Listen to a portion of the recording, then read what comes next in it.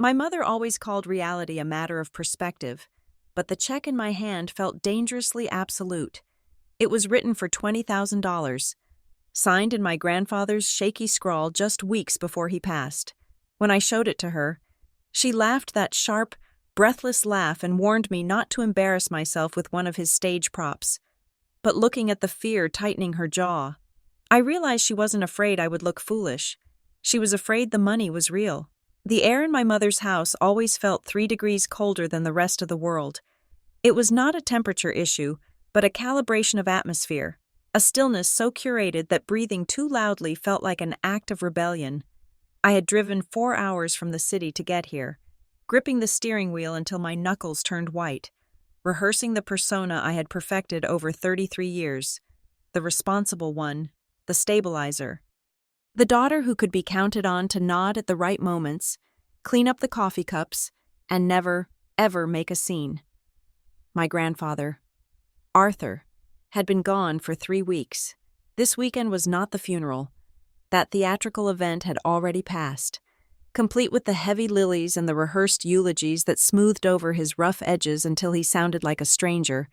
This was just a family gathering, a sorting of affairs, a quiet weekend where we were supposed to perform grief in a way that was tasteful and efficient.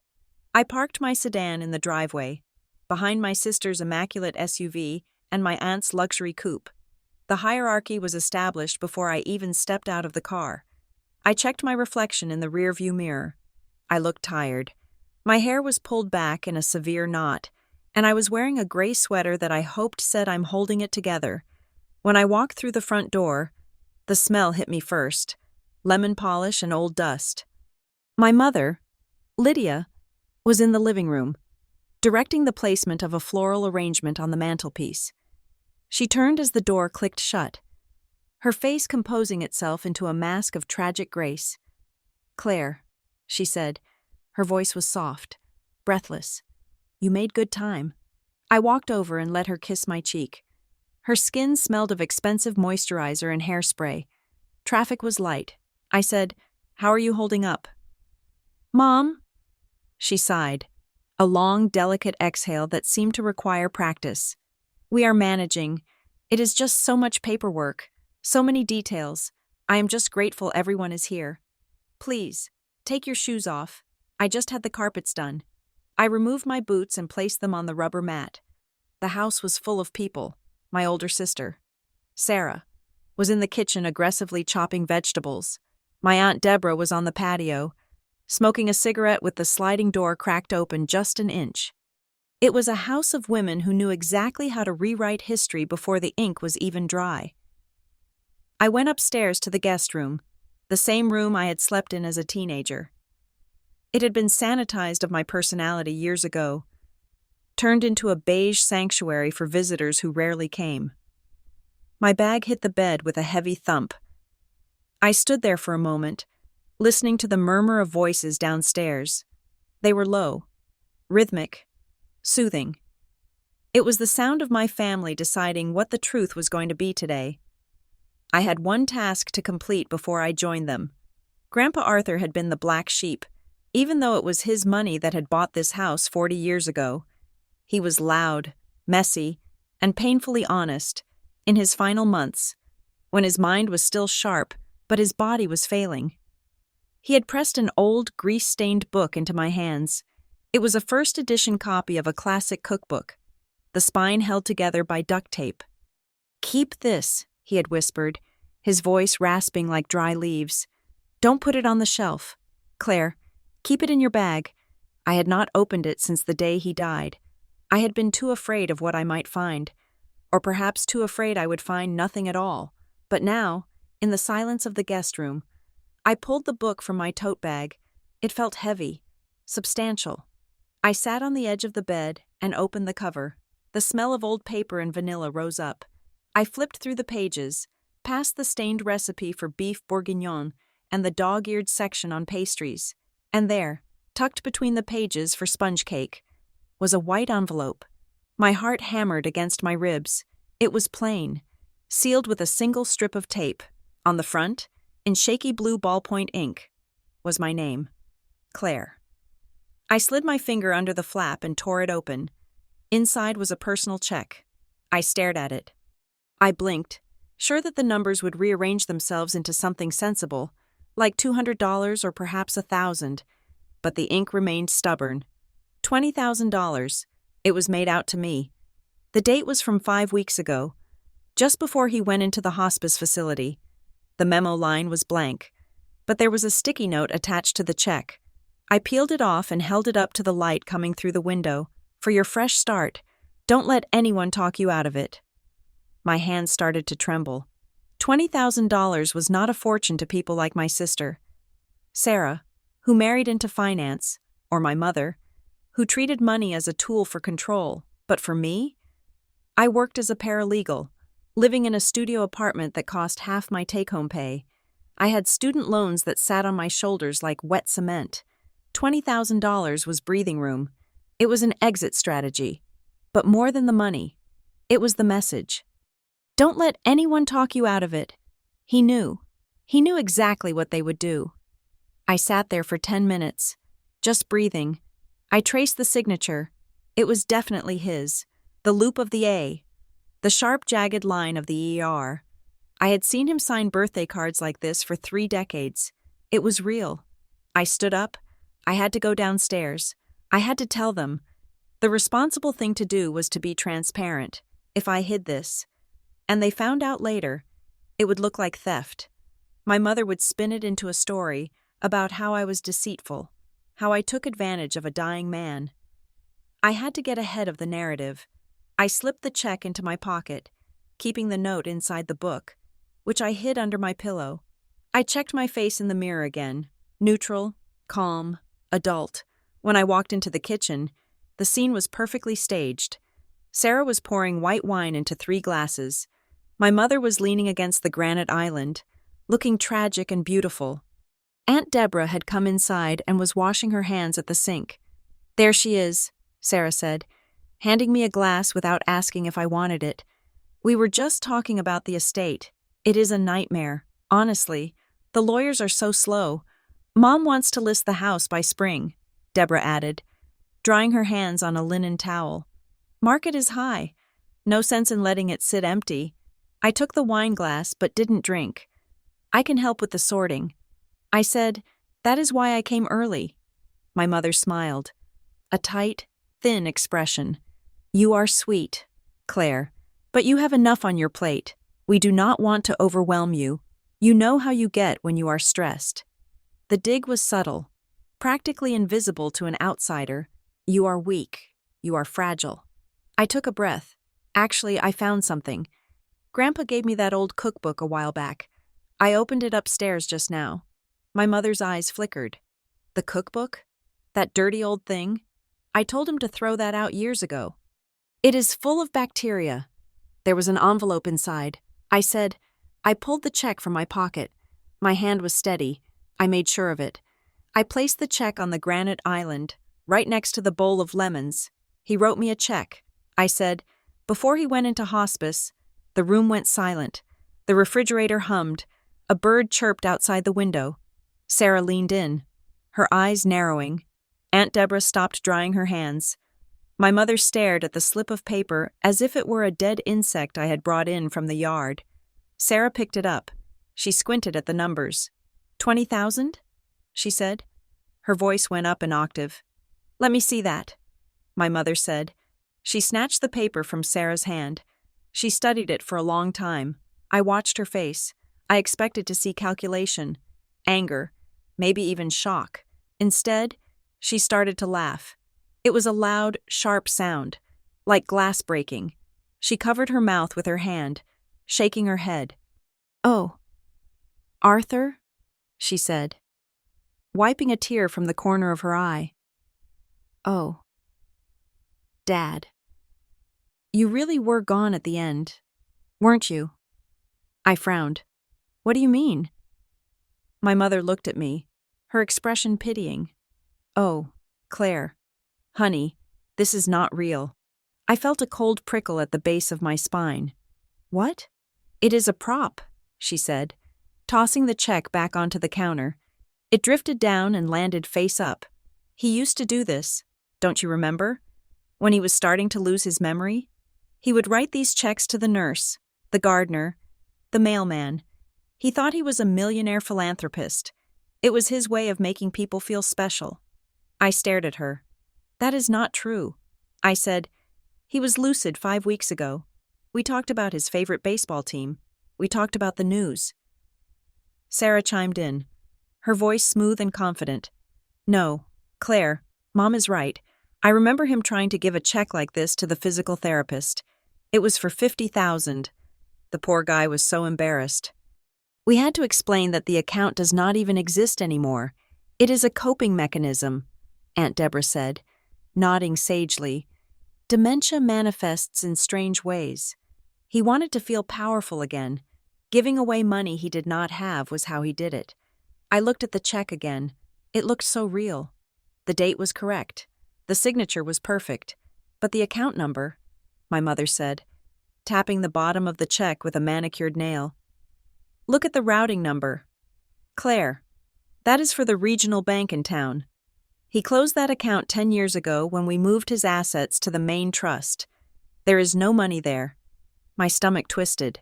I felt the familiar sensation of the floor tilting, the reality I knew sliding away to be replaced by the one they were building. Are you sure? I asked. My voice sounded small. Oh, honey, absolutely, my mother said. She reached out and touched my arm. Her fingers were cold. Do not embarrass yourself by taking that to the bank. The teller will probably laugh, or worse, they will think you are trying to pull a fast one. It is just a piece of paper, a keepsake. Sarah took a sip of her wine. It is actually kind of sweet, she said. He wanted you to have money. The thought counts, right? I looked around the circle. Sarah, looking bored. Deborah, looking wise. My mother, looking benevolent. They were a wall, a unified front of absolute certainty. If I pushed back, I would be the dramatic one, the one causing a scene over a dead man's delusions, the one who was greedy. I didn't know. I said, of course you didn't. My mother said soothingly. You weren't here for the day-to-day. You didn't see how bad he got. She picked up the check again. I should probably shred this. We do not want to confuse the lawyers. No, I said. The word came out sharper than I intended. My mother froze. I reached out and took the check from her hand. I will keep it, like Sarah said, a keepsake. My mother's eyes narrowed just a fraction, a tiny crack in the mask. Suit yourself, she said lightly. Just don't try to deposit it. I would hate for you to get flagged for fraud. That would look terrible on your record. I put the check back in my pocket. Let's have dinner, I said. The rest of the night was a blur of roast chicken and polite conversation about Sarah's kitchen renovation. I played my part. I nodded. I smiled. I cleaned the dishes.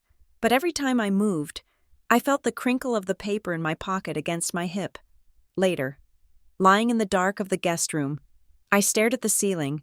The house was quiet, settling into the night with groans and creaks. I thought about my mother's laugh.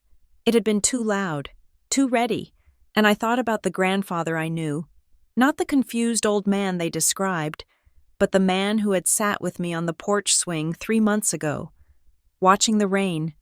Claire, he had said, looking directly into my eyes, you have good eyes. You see things clearly, the rest of them. They see what they want to see, but you see what is there. Never lose that. Trust what you see, not what people say. He hadn't been confused then. He had been intense, deliberate, and he had told me to keep records. Always get it in writing. He used to tell me when I was in college, people lie. Paper doesn't. My mother said the account was closed 10 years ago. She said it was a prop. But why would he put it in the cookbook? Why the note about a fresh start? If it was just a delusion of grandeur, why hide it? I turned on the bedside lamp and pulled the check out again. I looked at the routing number. It was for First Regional Bank. There was a branch 3 towns over, but there was also a local branch right here, on Main Street. If I walked into that bank and the check was fake, the teller would tell me, I would look stupid, I would walk out, and my mother would be right. But if she was wrong, I slept fitfully, dreaming of paper walls that kept closing in on me. The next morning, the house was still asleep when I woke up at 7. I dressed quietly, pulling on jeans and a coat. I wrote a note on the kitchen counter. Going to get coffee and gas, back in an hour, and slipped out the side door. The morning air was crisp, biting. The town was waking up. I drove to Main Street, my heart beating a frantic rhythm against my ribs. The bank opened at 8 on Saturdays. I parked across the street and watched the digital clock on my dashboard. 7:58, 7:59. I was being ridiculous. I was being the spiraling daughter my mother always whispered about. I was about to walk in there and try to cash a check from a dead man's closed account. But the note, don't let anyone talk you out of it. I grabbed my purse and got out of the car. The bank was quiet. It smelled of carpet cleaner and stale coffee. There was one teller at the window, a young woman with bright red glasses. "Can I help you?" she asked, smiling. I walked up to the counter. My hands were shaking, so I pressed them flat against the cool granite. "I need to deposit a check," I said. I slid my debit card and the check across the counter. I held my breath. I waited for the pause. I waited for her to squint, to type something into her computer, to look up with a pitying smile and say, "Ma'am, this account is closed." I waited for the laughter. The teller picked up the check. She turned it over. She glanced at the screen. "Okay," she said. She typed a few keys. The machine whirred. She stamped the back of the check. I waited. "It is a large amount," she said pleasantly. "So there will be a standard hold. Usually 2 business days, but 5,000 will be available tomorrow." My ears rang. "Wait," I said. My voice sounded croaky. It went through?" She looked at me, confused. "Yes. Was there a concern?" I swallowed hard. "No, I thought the account might be old. I wasn't sure if it was still active." She glanced at the screen again. "Looks active to me." The funds were verified. "You are all set. Here is your receipt." She handed me a slip of paper. I took it. I stared at the balance line. It showed my previous balance of $800, plus a pending deposit of $20,000. "Thank you," I whispered. I walked out of the bank feeling like I was floating. The sidewalk felt insubstantial under my feet. It wasn't a prop. It wasn't a delusion. It was real. Mom lied. The realization hit me harder than the money. She hadn't just been mistaken. She had been specific. She had said the account was closed 10 years ago. She had invented stories about him giving fake checks to the mailman. She had enlisted Sarah and Deborah to back her up. They had performed a synchronized routine to make me feel insane, all to stop me from cashing a check that they knew was valid. Why? I got back into my car and just sat there. I didn't start the engine. I watched the people walking by on Main Street. A woman walking a dog. A man carrying a newspaper. Normal life. My phone buzzed in the cup holder. Example. "Mom." I stared at the screen. It buzzed again. And again. I picked it up. "Hello? Claire?" Her voice was tight, high-pitched. "Where are you? I saw your note. You have been gone an hour." "I am just getting coffee." I said. My voice was calm. Strangely calm. The calmness of someone who holds a weapon they haven't revealed yet. "Which coffee shop?" she asked. "The one on 4th? Why does it matter? I am just asking." "Claire, you sound strange. Are you okay? Did you stop anywhere else?" I paused. I let the silence stretch for 5 seconds. "I stopped at the bank," I said. Silence. Absolute. Dead silence on the other end. Then, a rustle. A sharp intake of breath. "The bank?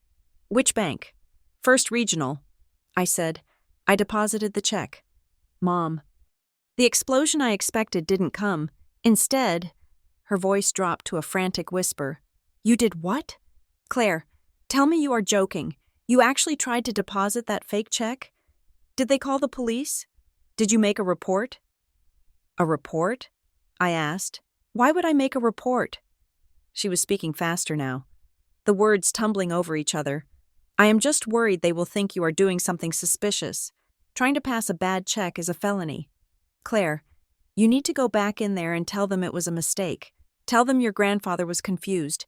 Get the check back. Right now. Before they file a formal report. They already took it. Mom, I said, the teller said it was fine. The funds verified. No, she snapped. The mask was gone now. There was pure, jagged panic in her voice. That is impossible. The system is wrong. It is going to bounce. And you are going to be liable for fees. And it will trigger an investigation. You are making a mess. Claire, you are making such a mess. Why can't you ever just listen to me? I listened to her panic. It wasn't the panic of a mother worried about overdraft fees. It was the panic of someone who had left the gate open and the wolves were getting in. It cleared. Mom, I said, or it will in 2 days. She went silent again. Then, her voice changed. It became cold, detached. Just come home. Claire, we need to talk about your behavior. You're not acting like yourself. She hung up. I stared at the phone. My behavior. I started the car and drove back to the house. When I pulled into the driveway, the dynamic had shifted. I could feel it through the brick walls. I walked into the kitchen. Sarah was there, looking at me with wide, concerned eyes. Aunt Deborah was shaking her head sadly. My mother was pacing by the window. She turned when I entered. She didn't yell. She looked at me with deep, profound disappointment. I just got off the phone with Aunt Martha. She said, I had to tell her what is going on with you. What is going on with me? I asked. That you are spiraling. Sarah said softly. She put a hand on my shoulder. Claire, Mom told us what you did. Obsessing over money? Chasing after fantasies? It is not healthy. We are worried about your mental state. My mother said, she crossed her arms, to defy us like that? To go to the bank after we explicitly told you it was a prop? It shows a break with reality. Claire. I looked at them. I looked at the three of them, standing in their beautiful kitchen, surrounded by their beautiful lies. I checked my phone. A notification had just popped up from my banking app. Deposit posted, $5,000, available. Pending, $15,000. The money was real, which meant they were lying, which meant the panic wasn't about the check being fake. It was about what the check was connected to. I slipped my phone back into my pocket. I looked at my mother. I am fine, I said. I am going to go pack. I think I should head back to the city tonight. No, my mother said sharply. You are not well enough to drive. I am leaving. Mom, I said. I turned and walked out of the kitchen. I could feel their eyes on my back. I could hear the whisper of their narrative being spun. Tighter and tighter. A web designed to catch me if I dared to ask the question that was now burning in my mind. Why were they so terrified of $20,000? I went upstairs and packed my bag. I took the cookbook. I took the receipt as I drove away from the house. I didn't feel the relief of escape. I felt the heavy, sinking weight of a war beginning. I had pulled a loose thread, and my mother was terrified the whole tapestry was about to unravel. I checked my rearview mirror. The house stood silent and imposing on the hill. I was going to find out why. The drive back to the city was long. Darkness fell, turning the highway into a river of red taillights. My phone buzzed every 20 minutes. Texts from Sarah. Please answer. Texts from Deborah. We love you. Just let us help. Texts from my mother. You are making a mistake. I didn't answer. I just kept driving. The receipt burning a hole in my pocket. The numbers 20,000 echoing in my head like a heartbeat. When I finally got to my apartment, I locked the door and engaged the deadbolt. I sat on my cheap sofa and opened my banking app again. The full balance had updated. Current balance, $20,842.16. It was real. I thought about the note. Don't let anyone talk you out of it. He had known. He had planted this seed, knowing it would grow into a vine that would choke the lies out of them. I went to the kitchen and poured a glass of water. I looked at the empty space on my counter where a microwave should be. I looked at the stack of bills on the table. They wanted me to believe I was crazy. They wanted to paint me as unstable so that if I found anything else, no one would listen. I took a sip of water. My hand wasn't shaking anymore. I wasn't crazy. I was just the only one who had the check, and tomorrow, I was going to find out where the money came from.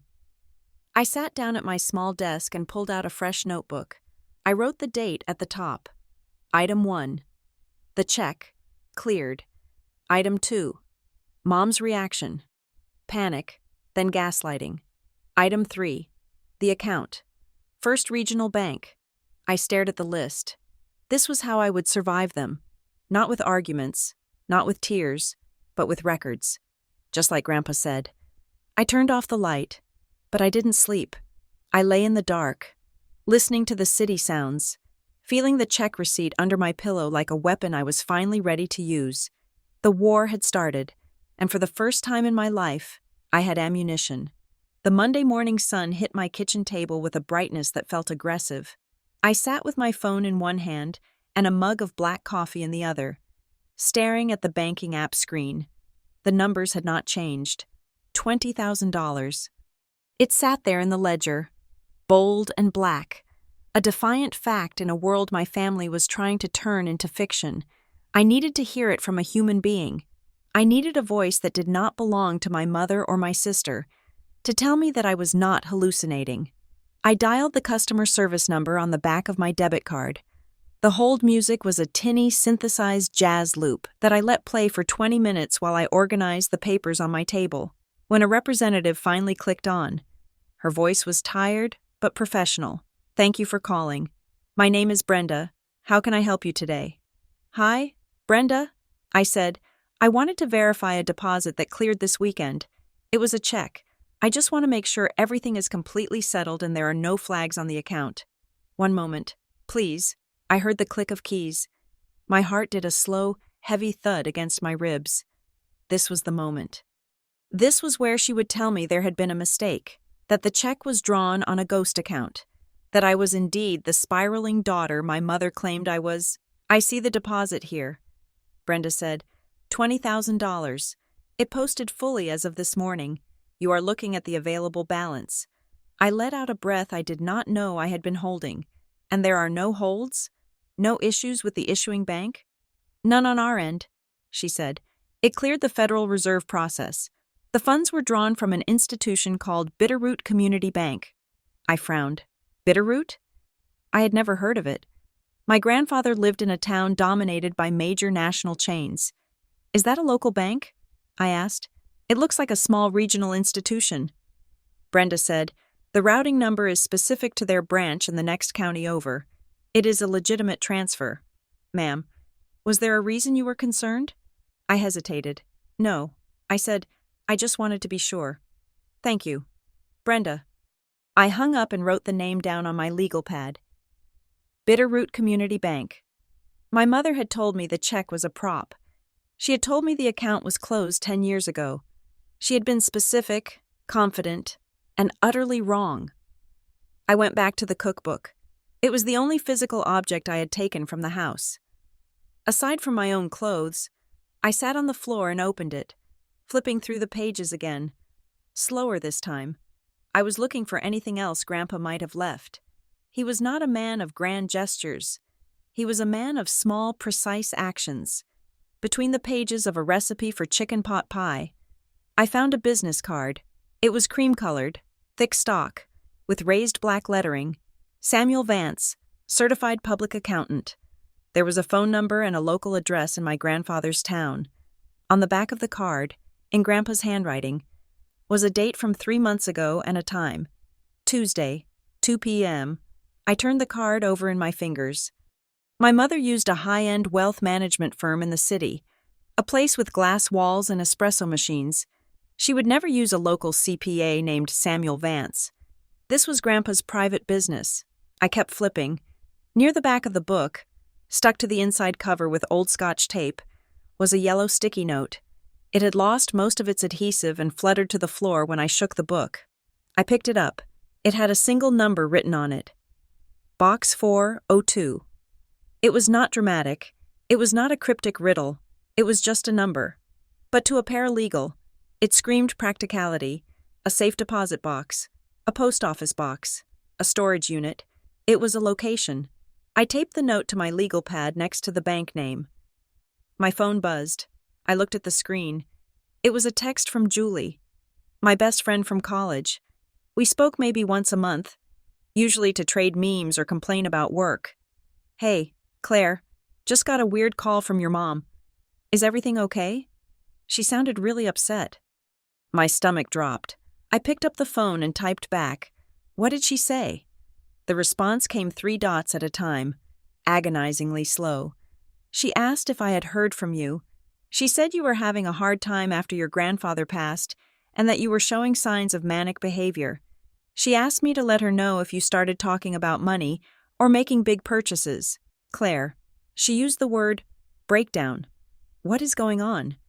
I stared at the words. Manic behavior. Breakdown. It had begun. This was the concern campaign. I had seen my mother do it before, usually to distant relatives who fell out of favor. She never attacked people directly. She simply expressed such deep, profound worry about their stability that by the time the victim tried to defend themselves, they already looked crazy. If I called Julie and screamed that my mother was a liar, I would sound manic. If I called my mother and screamed, she would tell Julie I was screaming. I took a deep breath. I put the phone down on the table. I did not reply to Julie yet. Instead, I opened my laptop. I created a new folder labeled Estate, Timeline. I opened a blank document and typed, Incident 1, Monday, October 14th, 9:30 a.m. Text from Julie reporting call from mother. Allegations of mania and financial instability. I took a screenshot of Julie's text and dragged it into the folder. Then I typed, Incident 2, Monday, October 14th, 9:40 a.m., voicemail from Aunt Deborah. I hadn't listened to it yet, but the notification was there. I pressed play on speakerphone. Claire, honey, it is Aunt Deb. Your mom is just sick with worry. She told me you ran off to the city. Look, we know grief makes people do strange things. If you are having trouble with reality, we can help. Just don't spend that money, okay? It is not yours to spend. Call me. It is not yours to spend. A slip. If the check was fake, there was no money to spend. If it was a prop, the account was empty. By telling me not to spend it, she was admitting the value was real. I transcribed the voicemail into my document. I saved the audio file. I was not going to explode. I was not going to fight them on the phone. I was going to build a wall of evidence so high they would break their necks trying to climb over it. I called my office and told them I had a family emergency and would be taking 2 personal days. It was not a lie. The emergency was that my family was trying to gaslight me out of my inheritance. I got in my car and drove, not to my mother's house, but to the address listed for Bitterroot Community Bank. It was an hour drive, out past the suburbs and into the older, industrial part of the valley that my mother pretended did not exist. The bank was a small brick building with a fading sign and a single ATM out front. It looked nothing like the glass towers my sister frequented. I walked inside. The air conditioning was humming loudly. There were 2 tellers and a desk in the corner with a plaque that read, Branch Manager. I approached the desk. A man in his 50s with a receding hairline and a kind, tired face looked up. "Can I help you?" he asked. I sat down in the chair opposite him. "My name is Claire Wood. I am Arthur Wood's granddaughter." The change in his expression was subtle, but I saw it. His shoulders stiffened. He took off his reading glasses and set them on the blotter. "Ah," he said, "Miss Wood, we heard about Arthur's passing. He was a good customer, a good man. I need to ask about a check." I said, "I deposited it this weekend. It cleared, but my family is confused. They seem to think the account was closed years ago." The manager, whose name tag read, Mr. Henderson, sighed. He folded his hands. "Miss Wood, I cannot discuss the specifics of the account with you without a court order or the executor present. Privacy laws are very strict. I understand." I said, "I am not asking for the balance. I am not asking for statements. I am just asking if the check I deposited was valid. My mother is telling people I committed fraud. I need to know if I am crazy. Mr. Henderson looked at me. He looked at my hands, which were clasped tightly in my lap. He looked at the determination in my eyes. He leaned forward, lowering his voice. The check was valid. Miss Wood, Arthur wrote it in this office. I watched him sign it. I felt a wave of relief so strong it made me dizzy. He wrote it here? He came in about 5 weeks ago. Mr. Henderson said. He was very specific. He moved funds from his savings to his checking to cover it. He told me, "This one is for the quiet one." The quiet one. I felt tears prick the corners of my eyes. I blinked them away. Mr. Henderson glanced at the door, ensuring no one was listening. Look, I cannot say much, but your grandfather was not confused. He was worried. He told me that family situations can get complicated when money is involved. He wanted to make sure you had something that did not have to go through probate. That is why he wrote a check. It is a direct transfer. It is yours. But my mother, I said, she says the account shouldn't exist. Mr. Henderson pursed his lips. Mrs. Wood. She has called here before, over the years, trying to get information. Arthur instructed us to never release details to her. He kept this account separate for a reason. He sat back, the professional mask sliding back into place. If I were you, Miss Wood, I would keep that money where it is, and I would be very careful about who you trust with your financial information. Thank you, I said. I stood up. I had what I needed, validation. As I walked back to my car, my phone buzzed again. It was a notification from LinkedIn. Sarah Wood viewed your profile. And then a text from a coworker, a paralegal named David. Hey Claire, weird question. Did you tell your mom to call the office? She just left a message for the managing partner. Something about needing to verify your employment for a medical leave application? I froze with my hand on the car door handle. She was calling my job. She was trying to frame me as mentally unstable to my employer. This was not just a concern campaign anymore. This was a tactical strike. If I lost my job, I would lose my stability. I would be vulnerable. I would need them. I got in the car and slammed the door. I took a screenshot of David's text. I added it to the timeline. Incident 3. Monday, October 14th, 1:15 p.m. Mother contacts employer. False claims of medical leave/mental health crisis. I typed a reply to David. Do not answer her. I am not on medical leave. I am taking 2 personal days. She is having a difficult time with the grief and is confused. Please tell the partner I will be in on Wednesday and I will explain everything. I sent it.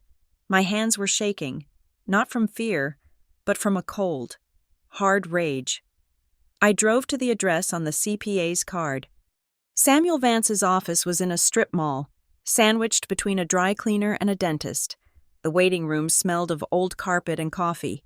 I didn't have an appointment, but when I told the receptionist my name, she picked up the phone immediately. He will see you right now. She said. Samuel Vance was a small man with bright eyes and a bow tie that looked like it belonged in a different decade. His office was cluttered with stacks of files, but the desk surface was immaculate. Claire, he said, standing up to shake my hand. His grip was firm. Arthur talked about you. He said you were the one with the spine, even if you didn't know it yet. I sat down. Mr. Vance, I found your card in a cookbook. He smiled. The Joy of Cooking. Page 342. Beef bourguignon. Yes, I said. How did you know? He told me that's where he put it. He said you were the only one who ever cooked for him, so you would be the only one to find it. I swallowed the lump in my throat. My mother says he was senile. She says the check he gave me is a prop. Samuel Vance laughed. It was a dry, sharp sound. Arthur was as sharp as a tack until the day he died. He was just tired, and he was disappointed. Disappointed in what? In the way things were going. Vance said. He leaned back in his chair. I handled your grandfather's personal taxes for 20 years, not the trust. The big firm in the city handles that. I handled his private accounts, the rental properties, the consulting fees from his old engineering patents. I didn't know he had income. I said, Mom always said he was living off the estate. Vance shook his head. Arthur made good money, and he lent a lot of it out. He pulled a file from the stack on his desk. He opened it, revealing columns of numbers in a spreadsheet. I cannot show you the specific tax returns without the executor's permission, which your mother will never give, Vance said, but I can tell you about the conversations we had. Arthur was meticulous. He tracked every penny, and he was worried that when he died, certain people would pressure you to hand things over. He looked at me over his glasses. He told me that if you came here, I should mention the family loan repayment schedule. The what? I asked. Vance tapped a finger on the file. Over the last 15 years, there were significant outflows of cash from Arthur's personal accounts to accounts controlled by your mother and your sister. They were classified as loans, interest-free. But loans nonetheless. I stared at him. Mom borrowed money from Grandpa? She acts like she supported him. Vance raised an eyebrow. The narrative is often different from the ledger. Claire, the loans were substantial. 6 figures over the years. Renovations, cars, vacations. They were supposed to be repaid. They never were. He closed the file. Nothing illegal about it. Strictly speaking, he gave them the money, but he kept a schedule. He wanted it documented that he was not just giving it away. He was expecting it back. I think he knew they would never pay, but he wanted the record to exist. Why? I asked. Leverage, Vance said softly. In case they ever tried to cut you out. He leaned forward. Claire, that check for $20,000? That was not a gift. That was a refund. A refund? For the money you sent him, Vance said. The emergency checks? The cash for his medication? The payments for the roof repair on the cabin 3 years ago? I blinked. I did pay for the roof. Mom said the estate was illiquid and they needed cash fast or the roof would collapse. I took it out of my savings. Exactly, Vance said. Your mother told you there was no money, so you paid. But there was money. She just wanted to use yours. Arthur found out about it last year. He was furious. He went through his records and tallied up everything you had contributed to the family pot based on lies. It came to roughly $20,000. He wanted to pay you back, Vance said. Before the estate froze everything. I sat there, feeling the blood drain from my face. It wasn't a gift. It was restitution. My mother had stolen from me. She had lied to me about Grandpa's poverty to guilt me into paying for things, while she was borrowing hundreds of thousands of dollars from him to fund her lifestyle. And now she was terrified. Not because I had $20,000, but because the existence of the check proved that Grandpa had kept score. Thank you. Mr. Vance, I said. My voice was steady, but cold. One more thing, he said as I stood up. Be careful. They know that if you dig deep enough, you will find the ledger. And if you find the ledger, the narrative of the saintly daughter supporting her senile father falls apart. I drove home in silence. The sun was setting, casting long, bruised shadows across the highway. When I got back to my apartment, I saw a package of takeout food sitting at my door. There was a note. From Sarah. I didn't touch it. I unlocked the door and stepped inside. My phone rang. It was Sarah. I stared at the screen for a long moment before answering. I needed to hear what she would say. I pressed record on my other device, my old tablet, and set it on the table. Hello? Sarah, I said. Claire, she said. Her voice was warm, reasonable, the voice of the big sister who fixes skinned knees. I left some Thai food at your door. I know you forget to eat when you are upset. I am not upset. Sarah, Mom is a mess. Claire, she is really worried about you. She thinks you are having an episode. I am sure she does. I said, Look, Sarah said, her voice dropping to a conspiratorial whisper. I get it. The money is tempting. 20,000 is a lot. But you have to understand, keeping it is going to cause a war. Mom is talking about legal action. She is talking about conservatorship. Conservatorship? I asked. The word hung in the air like a blade. She thinks you are not competent, Sarah said. I am trying to talk her down. But you have to help me help you. What do you suggest? Simple solution, Sarah said. Just transfer the money to the family trust account. We will hold it there. We can call it a disputed asset for now until things settle. It protects you. It shows you are acting in good faith.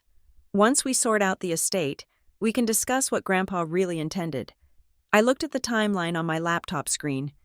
Incident 4, Monday, October 14th, 6 p.m. Sarah proposes transferring funds to family control. I don't think I will do that. Sarah, I said, Claire, be reasonable. The check was made out to me. The bank verified it. Grandpa verified it with his accountant. It is my money. I am going to keep it until I understand exactly what his intent was. There was a pause, a long, sharp silence. When Sarah spoke again, the warmth was gone. The sisterly concern had evaporated, replaced by a cold, hard edge that sounded exactly like my mother. You are making a mistake, she said. It is my mistake to make. I said, You do not get it, do you? She snapped. Her voice rose. That check wasn't supposed to get cashed. I froze. What did you say? She stopped. I could hear her breathing on the other end. She had said the quiet part out loud. I said it wasn't supposed to happen. It was a mistake. No, I said, you said it wasn't supposed to get cashed, which means you knew about it. I did not. You knew he wrote it. I said, my voice rising for the first time. You knew he gave it to me, and you thought I wouldn't find it, or you thought I would be too scared to use it. Claire, stop. He was paying me back. Sarah, for the roof, for the medical bills I paid. She went silent. The silence was an admission. Transfer the money. Claire, she whispered, or Mom is going to burn your life down. She has already called your boss. She will call your landlord next. She will make you radioactive. Let her try. I said. I hung up. I sat there in the dark apartment, my heart hammering like a trapped bird. I looked at the tablet recording. I saved the file. Incident 5. Admission of prior knowledge. They knew. They all knew. I looked at the sticky note on my pad. Box 402. They thought the check was the problem. They thought the $20,000 was the threat. But the check was just the key. The real weapon was in a box I hadn't opened yet. I went to the door and picked up the bag of Thai food. I walked to the trash chute in the hallway and threw it down. I didn't trust anything they gave me anymore. I went back inside, locked the deadbolt, and wedged a chair under the handle. Tomorrow, I was going to find box 402, and I was going to find out exactly what my mother had borrowed, and why she was so desperate to bury the truth. I opened my laptop and added one last line to my document. Goal: locate storage unit / safe deposit box. Secure the leverage. I wasn't the responsible one anymore. I was the one keeping score. Tuesday morning arrived with a sky the color of wet slate. I had slept 3 hours. My dreams populated by shredders and silencing orders. When I woke, I did not feel tired. I felt calibrated. I was a machine built for one purpose: to align the paper trail with reality. I drove back to Bitterroot Community Bank at 9 in the morning. I wore a navy blazer and trousers, the uniform of the paralegal, the armor of the competent woman who does not make scenes. I needed Mr. Henderson to see me not as the grieving granddaughter, but as a potential liability he needed to manage with transparency. The lobby was empty. Mr. Henderson saw me coming and stood up, smoothing his tie. He looked weary, as if he, too, had been fielding calls from my mother. Miss Wood, he said, I did not expect to see you back so soon. I sat down without waiting for an invitation. I placed my notebook on his desk. I'm not here to make trouble, Mr. Henderson. I said, but I need clarity. I have a cleared check for $20,000. My family is alleging that this money was obtained via fraud or elder abuse. I need to know where it came from, not the account number, but the source. Was it a pension? A sale? He hesitated. He looked at the door, then at his screen. Miss Wood, you understand, I cannot give you statements without an executor's letter. And since you are not the executor, I am the beneficiary of the funds. I cut in gently. If the source of these funds is challenged in court, you will be subpoenaed. I am trying to save us both the legal fees of a discovery process. Just tell me the nature of the deposit." He sighed. He typed a few keys and stared at the monitor. The glow reflected in his glasses. "It wasn't a single source," he said quietly. I leaned in. "What do you mean?" "For years.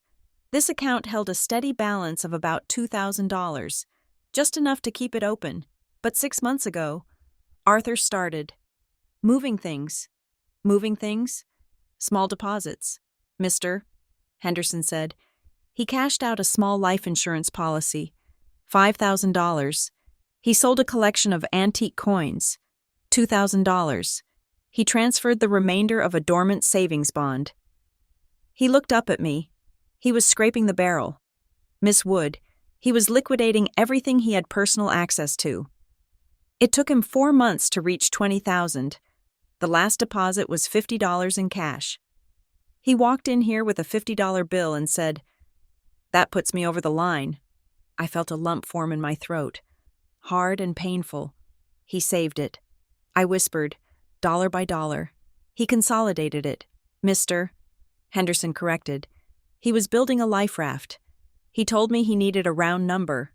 He said, "She needs enough to walk away, not enough to be burdened." I stared at the desk. My mother had called it a prop, a delusion. But it was the opposite. It was a precise, calculated effort. He had sold his coins. He had cashed bonds. He had built this check with his own hands, brick by brick, specifically for me. "Thank you," I said. My voice was thick. I walked out of the bank into the gray morning. The wind bit at my cheeks. My phone buzzed in my pocket.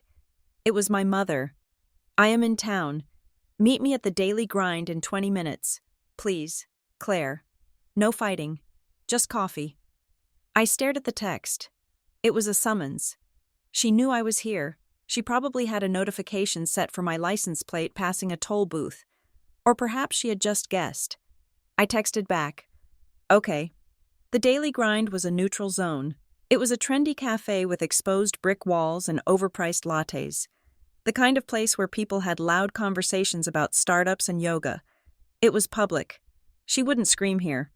I arrived 5 minutes late on purpose. She was sitting at a corner table, wrapped in a cashmere shawl that cost more than my first car. She looked small, fragile. She had done her makeup to emphasize the dark circles under her eyes. She was playing the role of the grieving mother to the hilt. "Claire," she said when I approached. She stood up and tried to hug me. I let her. My arms stiff at my sides. She smelled of lavender and anxiety. "Sit down," she said. "I got you an oat milk latte. I remember you like oat milk." I sat. I didn't touch the cup. "What do you want?" "Mom?" I asked. She flinched. "You are so hard." "Claire, you get that from your father. He was always so transactional. I am not being transactional. I am being an adult. You called my boss. You told my friends I was having a breakdown." She looked down at her hands. I was worried. "You have to understand. From where I was standing, it looked like you were snapping. You ran away. You were obsessing over a check that shouldn't exist. It does exist," I said. "It cleared. Grandpa saved that money for me." She looked up, and her eyes were wet. Tears. On command. "I know," she whispered. The admission hung in the air. I blinked. "You know? I know he wrote it," she said. Her voice trembled. "But Claire, he wasn't himself. He was angry. He was paranoid. He thought we were trying to control him. You were—" I said, "We were trying to protect him," she hissed. She lowered her voice, glancing around to make sure the barista wasn't listening. He was giving money away to scammers on the internet. He was buying things he didn't need. We had to restrict his access. That check. It was his way of hurting me. He knew it would cause chaos. I looked at her. I really looked at her. I saw the tremor in her hands. It wasn't grief. It was fear. If it was just a spite check. I said, "Why are you so scared?" She froze. "What? If it was just an angry old man wasting money, why the panic? Why call my boss? Why threaten me with conservatorship? It is $20,000. Mom, you spent that on the landscaping last year. Why does this check terrify you? She laughed. A brittle, nervous sound. I am not terrified. I am embarrassed. I don't want people to think we didn't take care of him. People? I asked. Who are these people? The teller? The bank manager? Everyone, she said. It looks bad. Claire, it looks like we let him slip through the cracks, and now you are waving this money around.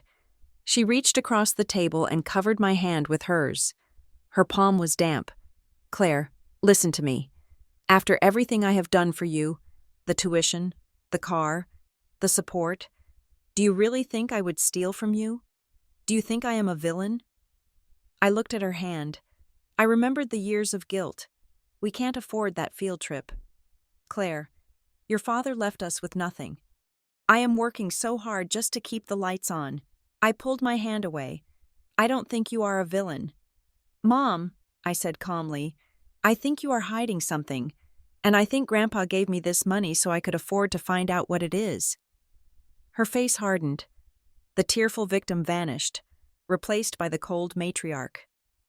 You are being ungrateful, she said. I stood up. I am keeping the money.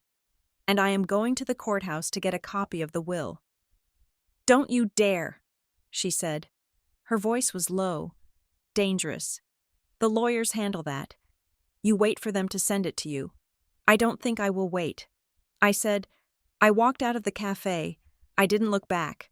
I knew she was watching me, punching numbers into her phone, rallying the troops. I drove straight to the office of a lawyer I had found online the night before. Her name was Elena Rostova. She specialized in probate litigation and had a 5-star rating that mentioned she was aggressive and thorough. Her office was in a strip mall, similar to the CPA's. It was functional, not fancy. Elena was a woman in her 40s with sharp features and hair cut in a severe bob. She listened to me for 20 minutes without interrupting, taking notes on a yellow pad. So, she said, leaning back, let me get this straight. The check cleared. The mother is claiming insanity. And you think there is a bigger pot of money they are hiding. I don't know if there is a bigger pot. I said, but I know they are acting like there is a bomb in the room and I'm holding the detonator. Elena nodded. She tapped her pen on the desk. Here is my advice. Claire, do not accuse them of anything. Not yet. Accusations give them a target to defend against. If you say, you stole, they say, she is crazy. Instead, ask questions.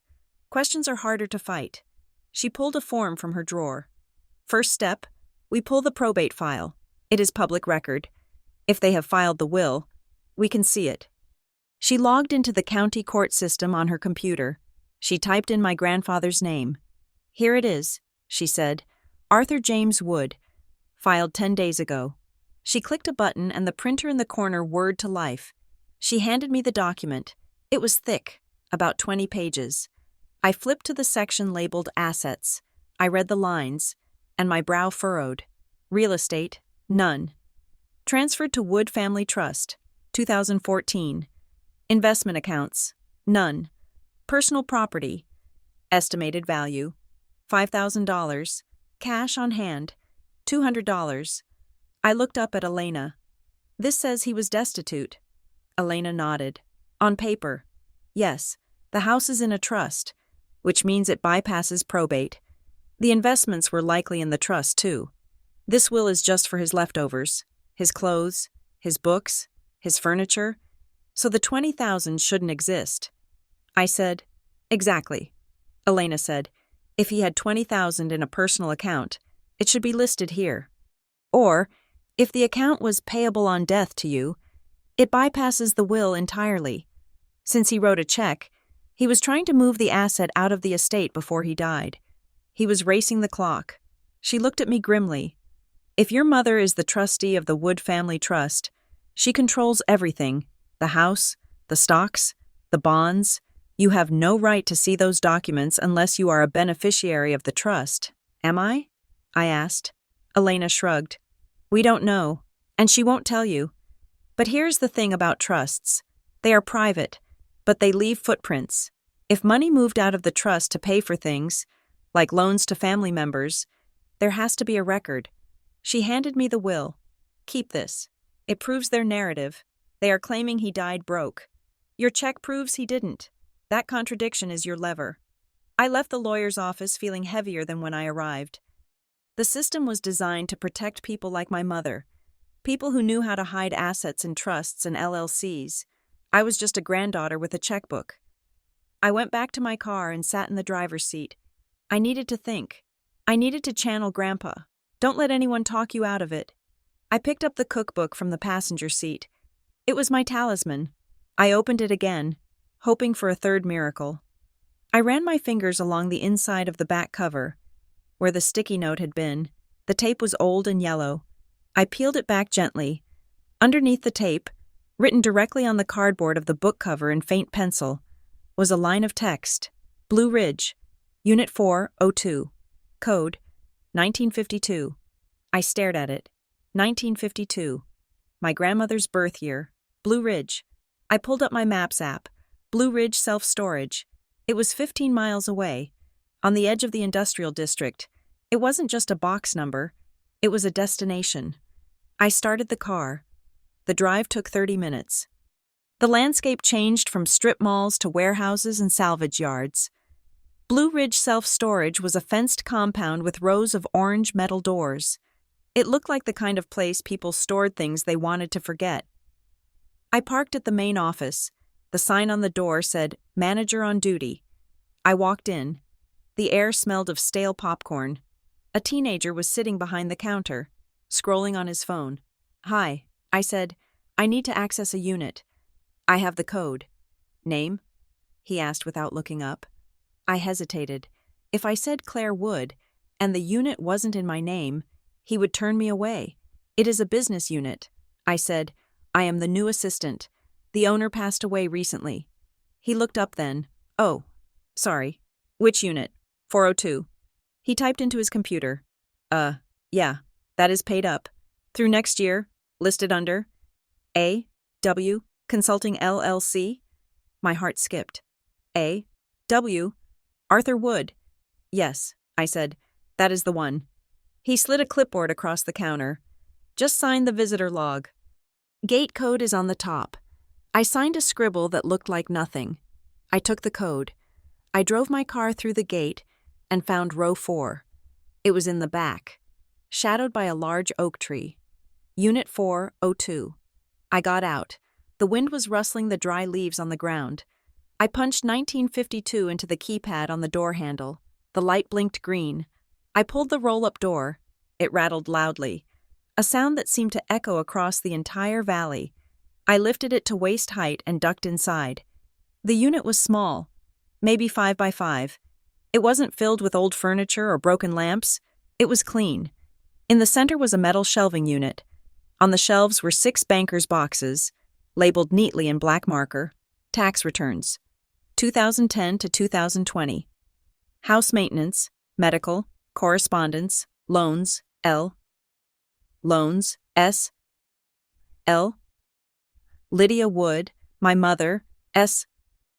Sarah Wood, my sister. I stood there, staring at the boxes. This wasn't a junk drawer. This was an archive. I reached for the box labeled Loans, L.W. I pulled the lid off. Inside were manila folders, organized by year. I pulled the one marked 2019. I opened it. The first page was a copy of a cashier's check for $40,000, made out to Lydia Wood. The memo line said, "Kitchen renovation loan." Stapled to it was a letter in my mother's handwriting. "Dad, thank you so much. I promise to pay this back as soon as the bonus comes through in January. This saves us. We were drowning." I flipped the page. Another check. $15,000. Credit card consolidation. Another. $12,000. Sarah's wedding deposit. I felt sick, physically sick. In 2019, I had been living on ramen noodles. I had asked my mother for help with a dental bill. $600 for a root canal. She had told me, with tears in her eyes, that the family was stretched to the breaking point and that I needed to be independent. I had taken a second job waiting tables to pay for that tooth. Meanwhile, she was taking $40,000 for a kitchen. I opened the box labeled Correspondence. There was a folder marked Claire. I opened it with trembling hands. Inside were copies of checks I had written to my mother. August 2020, $2,500. Memo. Roof repair, help. December 2021, $1,000. Memo. Grandpa's meds. March 2022, $3,000. Memo. Emergency property tax. And next to each check copy, Grandpa had written a note in red ink. Lydia claimed estate was frozen. I checked the balance. Account had $80,000. She took Claire's money anyway. Lydia claimed I needed meds. Insurance covered full cost. She kept the cash. He had known. He had watched it happen. I leaned against the metal wall of the storage unit and slid down until I was sitting on the concrete floor. The cold seeped through my trousers. This wasn't just about borrowing money. This was predation. My mother had used my grandfather as a bank and used me as a safety net, lying to both of us to keep her lifestyle afloat. And she had framed it all as family tragedy. Poor us. Poor struggling Woods. I looked at the box labeled Loans, S. I didn't even need to open it to know what was inside. Sarah's down payment, Sarah's car, Sarah's finance career that was subsidized by an old man's savings. No wonder they were panicked. If the probate court saw this, the narrative of destitute Arthur would collapse. The debts would be called in. The estate would sue my mother and sister for repayment, and the check, the $20,000 check, was the thread that led here. It was the refund. He had given me back my money. I took out my phone. I didn't text my mother. I didn't text Sarah. I started taking pictures. I photographed every check, every letter, every note in red ink. I spent an hour in that cold metal box, documenting the betrayal. I was thorough. I was precise. I was the paralegal preparing for the trial of her life. When I was done, I packed the files back into the boxes. I couldn't take them. If I took them, they could accuse me of theft. I had to leave them here. But I had the digital proof. I pulled the door down and locked it. I walked back to my car. The sun was setting now, turning the sky a bruised purple. My phone buzzed. It was Sarah again. Claire, please pick up. Mom is really scaring me. She's talking about calling the police and reporting the car as stolen if you don't come back to the house. I laughed. A short, sharp sound that frightened me a little. The car was in my name. I had paid for it. With money I earned. I typed a reply. The car is mine. The check is mine. And I know about the kitchen, Sarah, and the wedding deposit, and the credit card consolidation. I hit send. I watched the message bubble turn blue.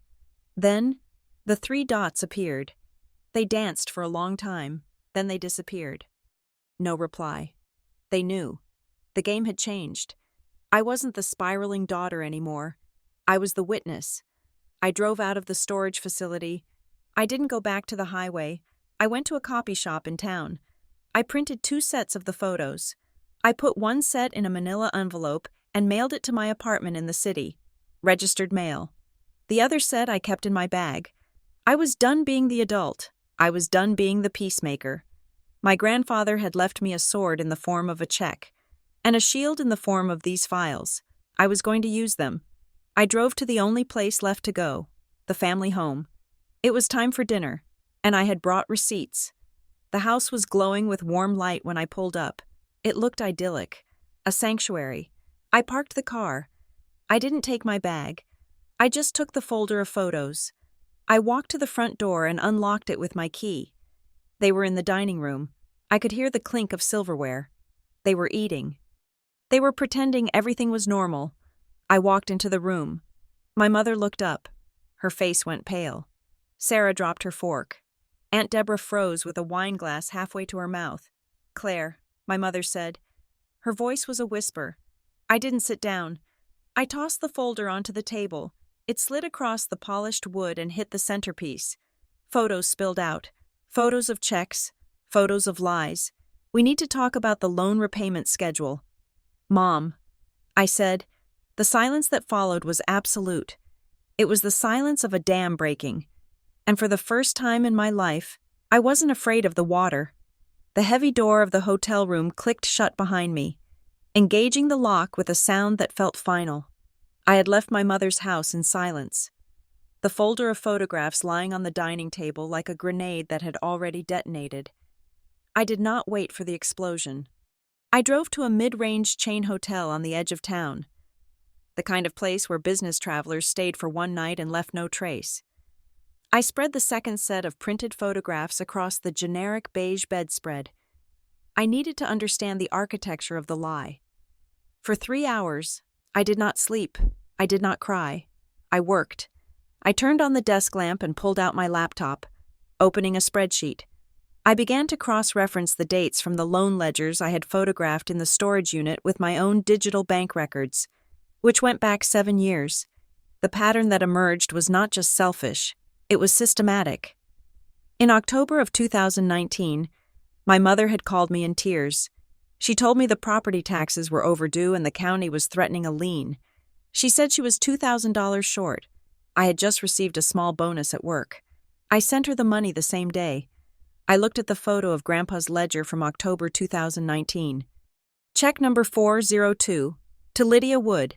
Amount, $5,000. Memo, property tax assistance. She had taken $5,000 from him and $2,000 from me, and the actual tax bill, according to the public record I pulled up online, was only $4,000. She had profited $3,000 from her own manufactured crisis. I kept going. The emergency veterinary bill for the family dog, the broken furnace, the car repair. Every time she had squeezed me for money, claiming poverty, she had simultaneously extracted a larger sum from Grandpa for the same purpose. I sat back in the ergonomic desk chair, feeling a cold numbness spread through my chest. The check for $20,000 was not a gift. It was not a random act of kindness from a dying man. It was a refund. Grandpa had been watching. He had been tracking the money I sent into the black hole of my mother's finances. He had tallied it up. The $2,000 here, the $500 there, the $3,000 for the roof, and he had arrived at a number, $20,000. He wasn't leaving me an inheritance. He was settling a debt that my mother didn't even know she owed. I reached for the last document in the stack. It was a letter I had found in the correspondence box, tucked inside a blue folder. It was handwritten on his personal stationery, dated 6 months ago. My dear Claire, if you are reading this, you have found the unit. I assume you are angry. You have every right to be. I have watched for years as your mother and sister leveraged their emotions to access your wallet. I tried to stop it. I tried to tell Lydia that you were building your own life and she needed to leave you be. She told me I didn't understand, that families help each other, but this isn't help. Claire, it is a tax. I could not confront them directly without risking my access to you. If I cut them off, they would have cut me off from seeing you. I was an old man, and I was selfish. I wanted to see my granddaughter, so I kept a record. The check in the cookbook is your reimbursement. It is the money you unknowingly loaned to this family over the last decade. It is yours. You earned it. You sacrificed for it. Do not let them make you feel guilty for taking back what was already yours. Love. Grandpa. I put the letter down. The tears finally came, hot and stinging. He hadn't been senile. He hadn't been confused. He had been a hostage, paying a ransom to keep his family together, and he had made sure to slip me the key to my own handcuffs before he died. My phone buzzed on the nightstand. It was 11 o'clock at night. I wiped my eyes and looked at the screen. It was a notification from the storage facility's automated security system, which I had signed up for when I logged my email at the front desk. Access denied at gate. Code user, Lydia Wood. She was trying to get in. 10 minutes later, my phone rang. It was my mother. I let it go to voicemail. Then a text came through. I know you have keys to a storage unit that belongs to the estate. That is stolen property. Claire, if you do not give me the location and the keys by morning, I will have to involve the authorities. I am trying to protect you from a felony charge. The shift was instant. Gone was the tearful mother concerned about my mental health. In her place was the executor, wielding the law like a cudgel. She wasn't worried about my sanity anymore. She was worried about what else was in those boxes. I didn't reply. I turned off my phone and placed it in the hotel safe. I needed clarity, not noise. The next morning, the sun was bright and indifferent. I showered, dressed in my paralegal armor, and drank the bitter hotel coffee. I felt a strange sense of calm. The ambiguity was gone. I knew exactly who they were. I turned my phone back on. 17 missed calls. 12 texts. I typed a single message to my mother. I am willing to meet, but not alone. I want to hire a professional mediator. We can sit down, review the documents I found, and discuss the estate transparency. If you have nothing to hide, this should not be a problem. I hit send. The response was immediate, as if she had been staring at the screen. We do not need a stranger involved in private family matters. You are spiraling. Claire, you are misinterpreting old papers you had no right to access. Stop digging. If you bring a stranger into this, you will regret it. Just come home and return the property. Stop digging. It was the mantra of the guilty. I sat on the edge of the bed and called Elena Rostova, the attorney I had met the day before. Elena, I said when she picked up, it is Claire Wood. We need to move to the next step. What happened? She asked. Her voice was sharp, alert. I found the leverage. I said, and I found the intent. The check was a reimbursement for funds I was manipulated into giving them. I have the ledger. Good, Elena said. That destroys their gift from a senile man argument. What is their move? Intimidation, I said. My mother is accusing me of stealing estate property because I accessed the storage unit. She is threatening police action. Elena let out a short, dry laugh. Let her threaten. You had a valid access code and a key, presumably left to you by the deceased. That is implied permission, but we need to draw a hard line before she actually files a police report. It gets messy if the police show up. Even if you are right, I agree. I said, come to the office.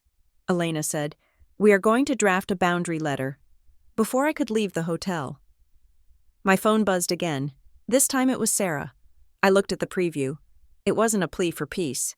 Hey Claire, just a heads up. Mom is talking to Uncle Jerry. You know he is golfing buddies with the managing partner at your firm, right? They are talking about how unstable you have been. I'd hate for you to get suspended pending an investigation. Just bring the files back. We can fix this. My stomach twisted. This was a new low. They were targeting my livelihood. They knew that without my job. I couldn't afford a lawyer. I couldn't afford to fight. I stared at the phone. I wanted to scream. I wanted to type back a string of curses. I wanted to tell her that I knew she paid for her wedding with money that was supposed to fix my car. Bait. I thought, she wants me to explode. If I sent an angry text, they would screenshot it. They would send it to Uncle Jerry. They would send it to my boss. Look, see? She is unhinged. She is abusive. I took a deep breath. I typed nothing. I took a screenshot of Sarah's text. I added it to the timeline. Incident 6. Wednesday, October 16th, 9 a.m. Sarah threatens employment. Implied blackmail regarding professional reputation. I drove to Elena's office. I showed her the texts. They are scared, Elena said, reading Sarah's message over her glasses. People who are winning do not make threats like this. This is the flailing of someone who knows they are about to lose control. She pulled up a document on her screen. We are sending a formal letter of representation, Elena said. It states that I represent you. It states that all future communication regarding the estate, your grandfather, or your finances must go through me. No texts, no calls, no drop-bys. She typed rapidly. We are also going to include a paragraph about defamation. We will cite the text from your sister. We will explicitly state that any interference with your employment will be met with an immediate lawsuit for tortious interference and defamation of character. Is that too aggressive? I asked. I still felt a flicker of the old Claire, the one who wanted to keep the peace. Claire, Elena said, stopping her typing. She looked at me. They are trying to get you fired to force you into submission. You cannot be passive with people who are willing to burn your house down. You have to show them you have a flamethrower too. Send it, I said. We finalized the letter. Elena sent it via email to my mother and Sarah, and laid a hard copy in the mail. The reaction was silence. For 4 hours. My phone was dead quiet. No texts, no calls. The silence was heavy, like the pressure drop before a storm. I went back to the hotel and checked out. I couldn't stay there. It felt too transient. I decided to drive back to the city, to my own apartment. I needed to be in my own space, surrounded by my own things. I was on the highway, about halfway home, when my phone rang. It was a number I didn't recognize, a toll-free number. I answered it through the car's Bluetooth. Hello? Miss Wood? This is Verify Department at First Regional Bank. My heart hammered against the steering wheel. Yes? We are calling regarding the check for $20,000 that posted to your account on Monday. Yes, I said. My voice was steady, but my palms were sweating. I verified that check with the branch manager. I see the notes here. The agent said, however, we received a sworn affidavit this afternoon alleging that the instrument was obtained fraudulently. The report claims the signature was forged or obtained under duress from an incapacitated signer. I gripped the wheel. My mother? She had done it. She had formally accused me of a crime. Who filed the report? I asked. I cannot disclose that. The agent said, but due to the nature of the claim, we are required to open an investigation. Are you freezing the funds? I asked. The agent paused. Typically, we would. However, I see the notes from Mr. Henderson. He indicated he witnessed the signing personally. Yes, I said. He did. That complicates the fraud claim, the agent admitted. If our own employee witnessed the signing, the claim of forgery is invalid. However, the claim of duress, that is a legal matter. So what happens now? We are not freezing the funds today. The agent said, Mr. Henderson's testimony holds a lot of weight, but I need you to know that this account is now flagged. If the complainant files a police report or a court order, we will have to lock it. I would suggest you resolve this dispute quickly. I understand. I said. I hung up. I was shaking. They were trying to starve me out. If they froze the money, I couldn't pay Elena. I couldn't pay my rent if I lost my job. I needed to secure the position. I pulled over at a rest stop. I opened my laptop and emailed the agent I had just spoken to. I attached the PDF of Grandpa's letter, the one explaining the reimbursement, to the fraud department, regarding the inquiry on my account. Please find attached a letter from the account holder, Arthur Wood, explicitly stating his intent to transfer these funds to me as reimbursement for prior loans.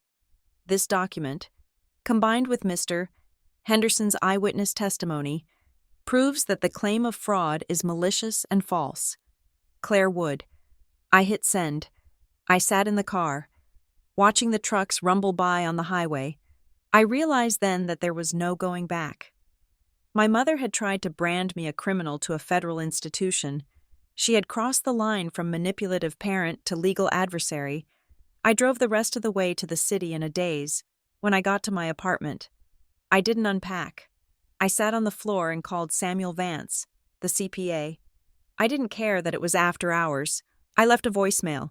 Mr. Vance, it is Claire. They reported the check as fraud. They are trying to freeze the account. You said Grandpa was worried about pressure. You said he expected this. Is there anything else? Anything I need to know? I didn't expect a call back that night, but 10 minutes later, my phone rang. Claire. Samuel said. His voice was low. I am sorry. I hoped they wouldn't go this far. They did. I said, they went all the way. Arthur knew they might. Samuel said, he knew Lydia. He knew she panicked when she lost control of the narrative. He paused. I could hear papers shuffling in the background. There is a third component. Samuel said, Arthur left instructions with me. He said that if, and only if, you were threatened with legal action, or if they tried to claw back the money, I was to release a certain document to you. What document? I asked. It is a sealed letter. Samuel said, he gave it to me 3 months ago. He said, Sam, if they let her be, burn this. But if they come after her, give it to her." I felt a chill run down my spine. "What is in it?" "I don't know. Samuel said, 'It is sealed,' but he called it his insurance policy." "Can you mail it to me?" "No," Samuel said. "I cannot trust the mail with this. And frankly, after what you just told me about the fraud report, I don't want to leave a paper trail that I sent it. You need to come get it. I just drove back to the city." I said, "Then you need to turn around." Samuel said, "Because if they are filing affidavits with the bank, the next step is a restraining order or a lawsuit. You need whatever is in this envelope before they get to a judge." I looked at my unpacked bag. I looked at the dark apartment. "I am coming," I said. I hung up and grabbed my keys. I was exhausted. My eyes were burning, but I walked back out to the car. I drove back into the night, back toward the town that was trying to swallow me whole. As I drove, I thought about the files in the storage unit, the loans, the lies. My mother had built a fortress out of deceit, and she was firing arrows from the parapets, but she didn't know about the insurance policy. She thought she was fighting a daughter who was spiraling. She didn't realize she was fighting a ghost. Grandpa was dead, but he was still making moves on the board. I arrived at Samuel Vance's office at 10 o'clock at night. The strip mall was dark, except for the light in his window. He met me at the door. He looked grave. He was holding a thick, manila envelope sealed with red wax. It looked old-fashioned, almost theatrical, but the weight of it was real. He handed it to me. "He told me to tell you one thing when I gave you this." Samuel said, "What?" I asked. He said, "Tell her she doesn't have to use it, but she has to know it exists." I looked at the envelope. "For Claire. Open only in case of emergency." "This is an emergency," I whispered. I walked back to my car under the humming sodium lights of the parking lot. I sat in the driver's seat and ran my thumb under the flap of the envelope. The wax cracked. I pulled out the contents. It wasn't just a letter. It was a stack of photocopied bank transfers, old ones, dating back 20 years, and on top, a handwritten note. "Claire, if you are reading this, they didn't listen. They didn't let you have your fresh start. The files in the storage unit show the loans I gave them. That is the shallow end of the pool. This is the deep end. Your mother didn't just borrow from me.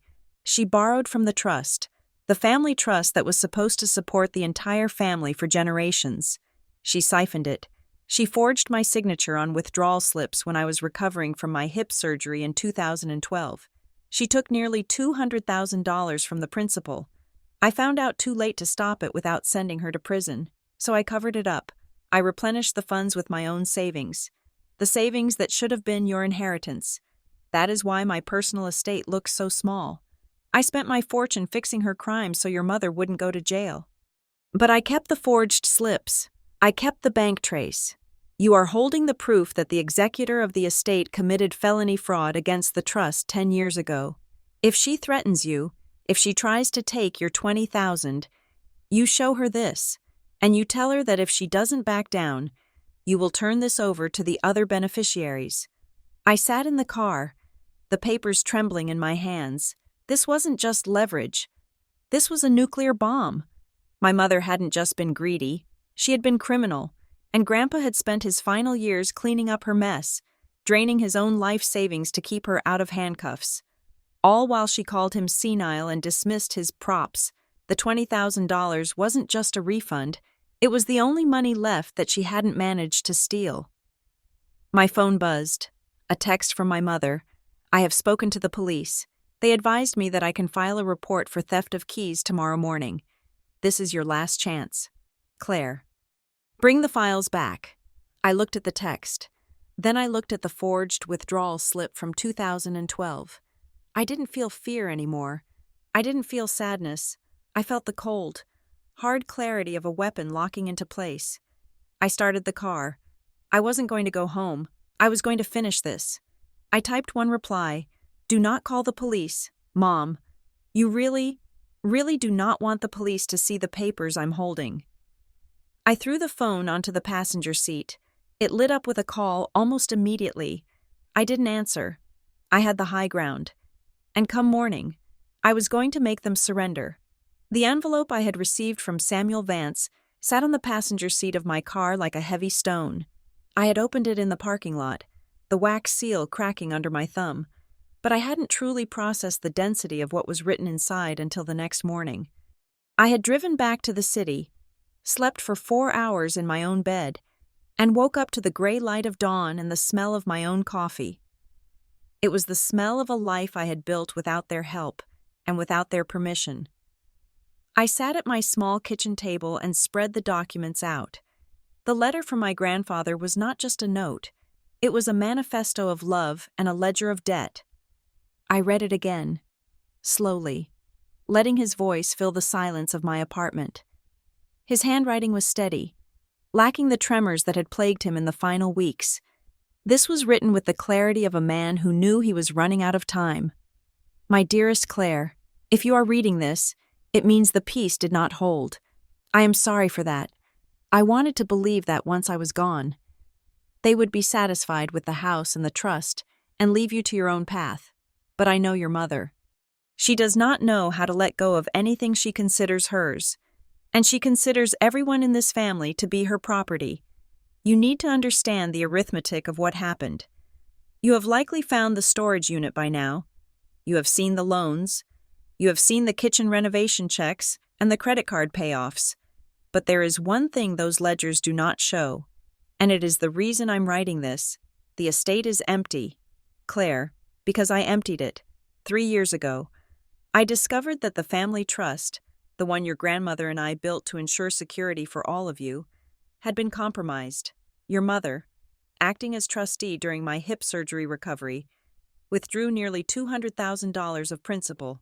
She claimed it was for investment reallocation. It was not. It was gone, vaporized into lifestyle maintenance and bad decisions. I had a choice. I could prosecute her for fiduciary fraud, which would have sent the mother of my grandchildren to prison, or I could fix it. I chose to fix it. I liquidated my personal savings, my bonds, and the emergency fund. I poured every cent I had back into the trust to make it whole, so that when I died, there would be no investigation. I bought her freedom with my life savings, but I refused to let you pay the price for her greed. I kept $20,000. It was the only money I did not pour into the hole she dug. It is the only clean money left in the wood name. It is not a gift. It is a lifeboat. It is the sum total of every time you helped me when they wouldn't, and every time you asked for nothing when they demanded everything. They will tell you that you are stealing from the family. The truth is, you are the only one I paid back. Take it. Walk away. You do not need their permission to be happy. Love, Grandpa. I put the letter down. My hands were shaking. The $20,000 wasn't just a refund for the roof repairs and the groceries. It was the wreckage of a fortune. He had saved my mother from prison, and in return, she was trying to have me arrested for depositing the scraps he saved for me. My phone buzzed. It was a text from Sarah. Mom wants to talk. No lawyers, no police, just family. Aunt Deborah and Uncle Jerry are here too. We are all worried about you. Please, Claire, come to the house at noon. We just want to clear the air. It was a trap. I knew it was a trap. It was what they called an intervention. But what it really was a court-martial. They were bringing in the extended family to act as the jury, to shame me into submission. I looked at the letter. You do not need their permission. I didn't need their permission, but I did need them to stop. I stood up and went to my printer. I made 5 copies of the letter. I made 5 copies of the bank transfer records from the storage unit, the ones showing the loans my mother swore never happened. I placed the originals in my fireproof safe. I put the copies in a neat, black folder. I showered and dressed in my most severe suit, a charcoal gray number I usually reserved for court filings. I pulled my hair back tight. I applied my makeup with military precision. I was not going to a family reunion. I was going to a closing argument. I drove back to the town where I grew up. The house looked the same as it always did. Imposing, manicured, perfect. There were 4 cars in the driveway, my mother's sedan, Sarah's SUV, Aunt Deborah's coupe, and Uncle Jerry's truck. I parked on the street. I wanted a quick exit. When I walked through the front door, the silence was heavy and curated. They were gathered in the living room, sitting in a circle. My mother was in the wingback chair, clutching a tissue. Sarah was next to her, holding her hand. Aunt Deborah and Uncle Jerry were on the sofa. Cousin Mark, whom I hadn't seen in 2 years, was leaning against the mantel, looking uncomfortable. "Claire," my mother said. Her voice was trembling, but her eyes were dry and sharp. "Thank you for coming." I stayed standing near the archway. I held my black folder against my chest. "Hello, Mom," I said. "Hello, everyone. We just want to talk." "Claire," Aunt Deborah said. She gave me a pitying smile. "We are all so concerned. Your mother showed us the messages, the spiraling." I looked at Aunt Deborah. I didn't smile back. "I am not spiraling." "Deborah, I am banking." Sarah sighed loudly. "See? This is what I mean. She is defensive. She is disconnected." "Claire," Uncle Jerry said. His voice was deep. The voice of a man used to being listened to at the golf club. "We know you are going through a hard time. Grief hits everyone differently, but you can't go around cashing checks that aren't real. You can't go around accessing storage units that don't belong to you. It is illegal. Honey, we are trying to keep you out of trouble." I looked at Uncle Jerry. He was a good man. Mostly. He just believed what he was told. The check cleared. "Uncle Jerry," I said calmly. My mother made a choked sound. "It cleared because of a bank error," she cried. "It cleared because the system is broken. It is a fake check." "Claire, it was a prop." I took a step into the room. If it was a prop. "Mom, why did you file a fraud report?" The room went quiet. Uncle Jerry frowned. He looked at my mother. "You filed a fraud report?" he asked. I had to." My mother stammered. "To protect the estate. To protect Claire from spending money that isn't hers." I turned back to Jerry. "If I wrote a check on a napkin with crayons, Uncle Jerry, and took it to the bank, would it clear?" "No," he said slowly. "And if I took a check from an account that was closed 10 years ago, would it clear?" "No," he said. "It would bounce immediately." "So," I continued, my voice level and cool, "if the check cleared, and the funds were available within 48 hours, and the bank manager confirmed the signature, how can it be a prop?" Sarah stood up. "Stop it, Claire. You are twisting things. You are manipulating everyone just like you manipulated Grandpa at the end." "I manipulated him?" I asked. "I wasn't the one who had him sign a check for $40,000 for a kitchen renovation." Sarah's face went white. "What?" Aunt Deborah asked. "What kitchen renovation?" I opened the black folder. I took out the first stack of papers. I walked over to the coffee table in the center of the room and laid them down. "October, 2019. I said, check number 402, $40,000, paid to Lydia Wood. Memo line, kitchen." I placed another photo next to it. "August, 2020, $15,000, paid to Lydia Wood. Memo line, credit card consolidation." I placed a third one. "June, 2021, $12,000, paid to Sarah Wood. Memo line, wedding deposit." I looked at Sarah. "You told me you paid for your wedding with your bonus." I said, "You told me you were self-made." Sarah was trembling. Her mouth opened and closed, but no sound came out. My mother stood up. Her face was flushed with a sudden, violent color. "Where did you get those?" she shrieked. "You stole those. Those are private financial records." "They are estate records," I said. "And since I am a beneficiary of the estate, and since you are accusing me of fraud, I have a right to defend myself with the truth." Uncle Jerry leaned forward and picked up the photo of the kitchen check. He stared at it. He looked at my mother. "Lydia," he said. His voice was quiet. "You told us you paid for the remodel with Arthur's life insurance. You said he gave it to you as a gift before he died." "He loaned it to me," my mother snapped. "It was a loan." "A loan implies repayment," I said. I pulled out the ledger sheets from the storage unit. "This is Grandpa's ledger," I said. "He tracked every penny." There are no repayments listed, not one, for 15 years. You borrowed against his life, and you never paid back a dime. Cousin Mark, who had been silent by the mantel, suddenly cleared his throat. He stepped forward. He looked at the papers on the table. He kept a ledger? Mark asked. Yes, I said. Mark looked at my mother. He looked sick. Aunt Lydia, he said, 2 years ago, when you asked me to sign that waiver, the one about the unallocated assets, my mother's eyes darted to Mark. Mark, be quiet. This doesn't concern you. You told me Grandpa was confused. Mark said, you told me he had messed up the paperwork and we needed to sign the waiver to keep the state from seizing the assets. You said it was just a formality. It was, my mother insisted. I looked at Mark. What did you sign? Mark? I don't know, he whispered. I just signed it. I trusted her. But I always felt weird about it. Why would the state seize his assets? Because there were no assets left. I said. I turned back to the room. My mother didn't invite you here to help me. I said to the family. She invited you here to silence me. She invited you to pressure me into giving back the only $20,000 she hasn't managed to spend. This is outrageous, Aunt Deborah cried. But she didn't look at me. She looked at my mother. Lydia, is this true? Did you borrow that much money? My mother began to cry. It was a performance I had seen 1,000 times. She crumpled into the chair, burying her face in her hands. You don't understand, she sobbed. It costs so much to keep this family going. The house, the taxes, the medical bills.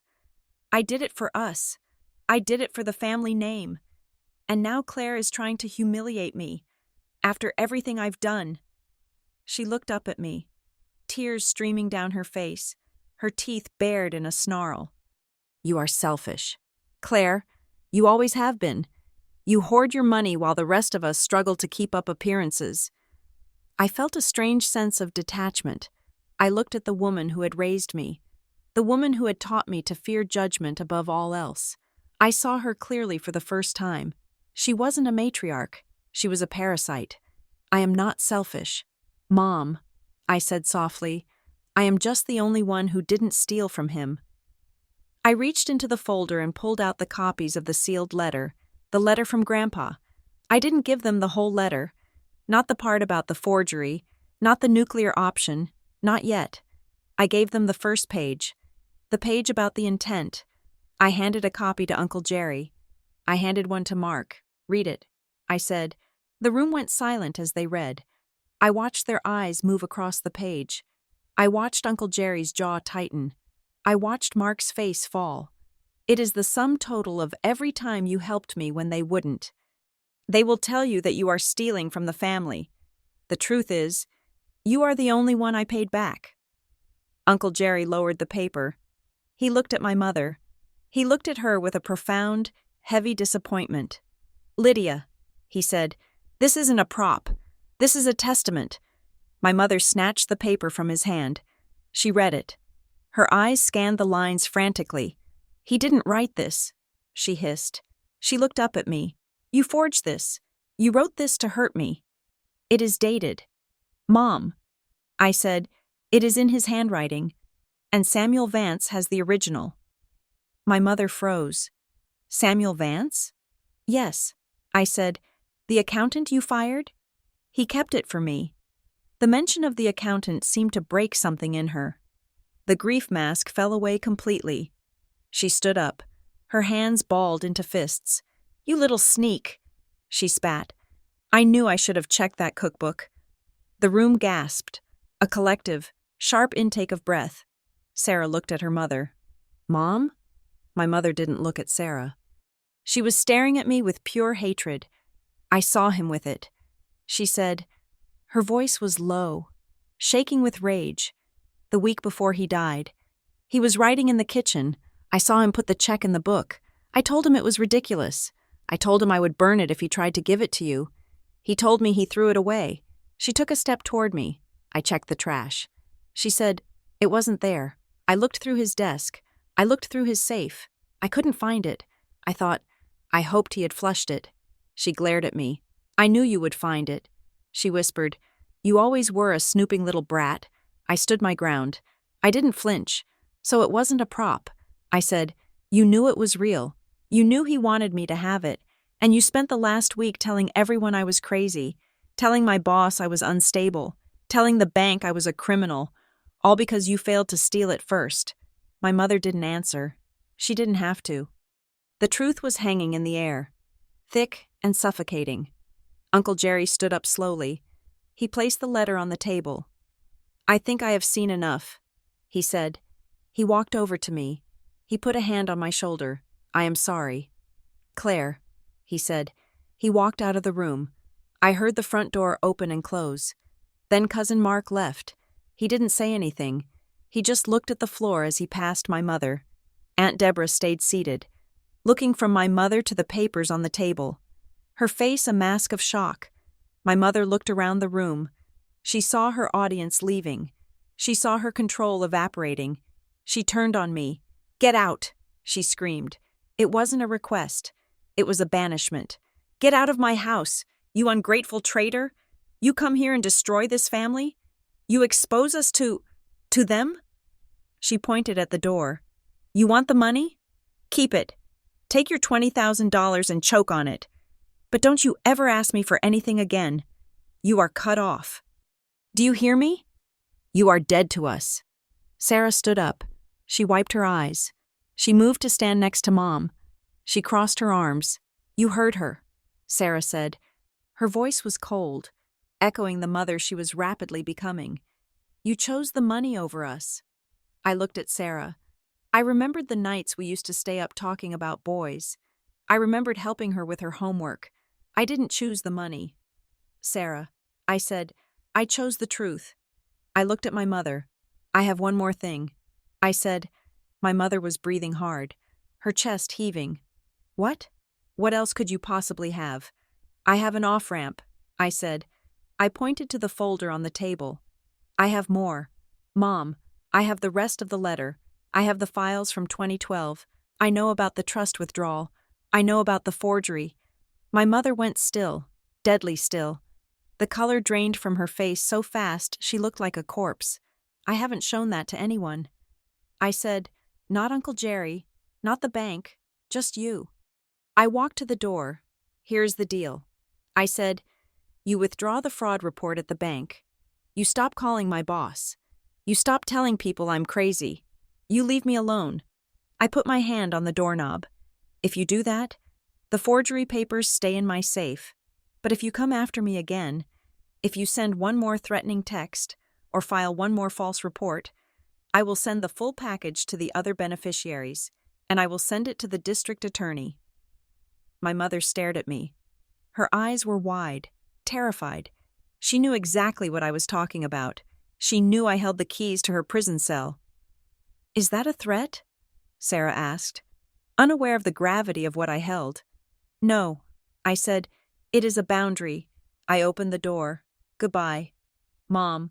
I walked out of the house. I walked down the driveway past the manicured lawn and the blooming hydrangeas. I got into my car. I didn't look back. I drove to the end of the block and pulled over. I turned off the engine. The silence in the car was absolute. My phone buzzed. It was a notification from the bank. Hold removed. Funds available. $20,000. She had called. She had called immediately. I stared at the screen. I had won. I had the money. I had the truth. But as I sat there, looking at the empty passenger seat, I felt a hollow ache in my chest. I had the money, but I had lost them. They had voted. They had chosen the lie over me. They had chosen the comfort of their delusion over the daughter who asked too many questions. Love made conditional is not love.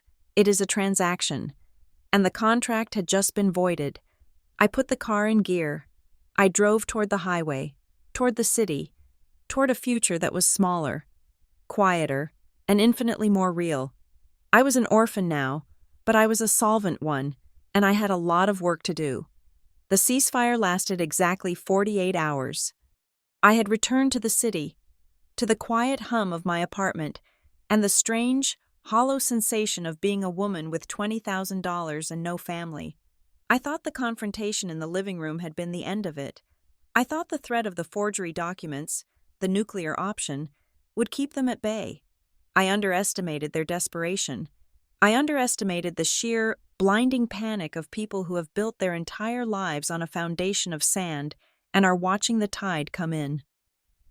On Wednesday afternoon, a courier arrived at my office.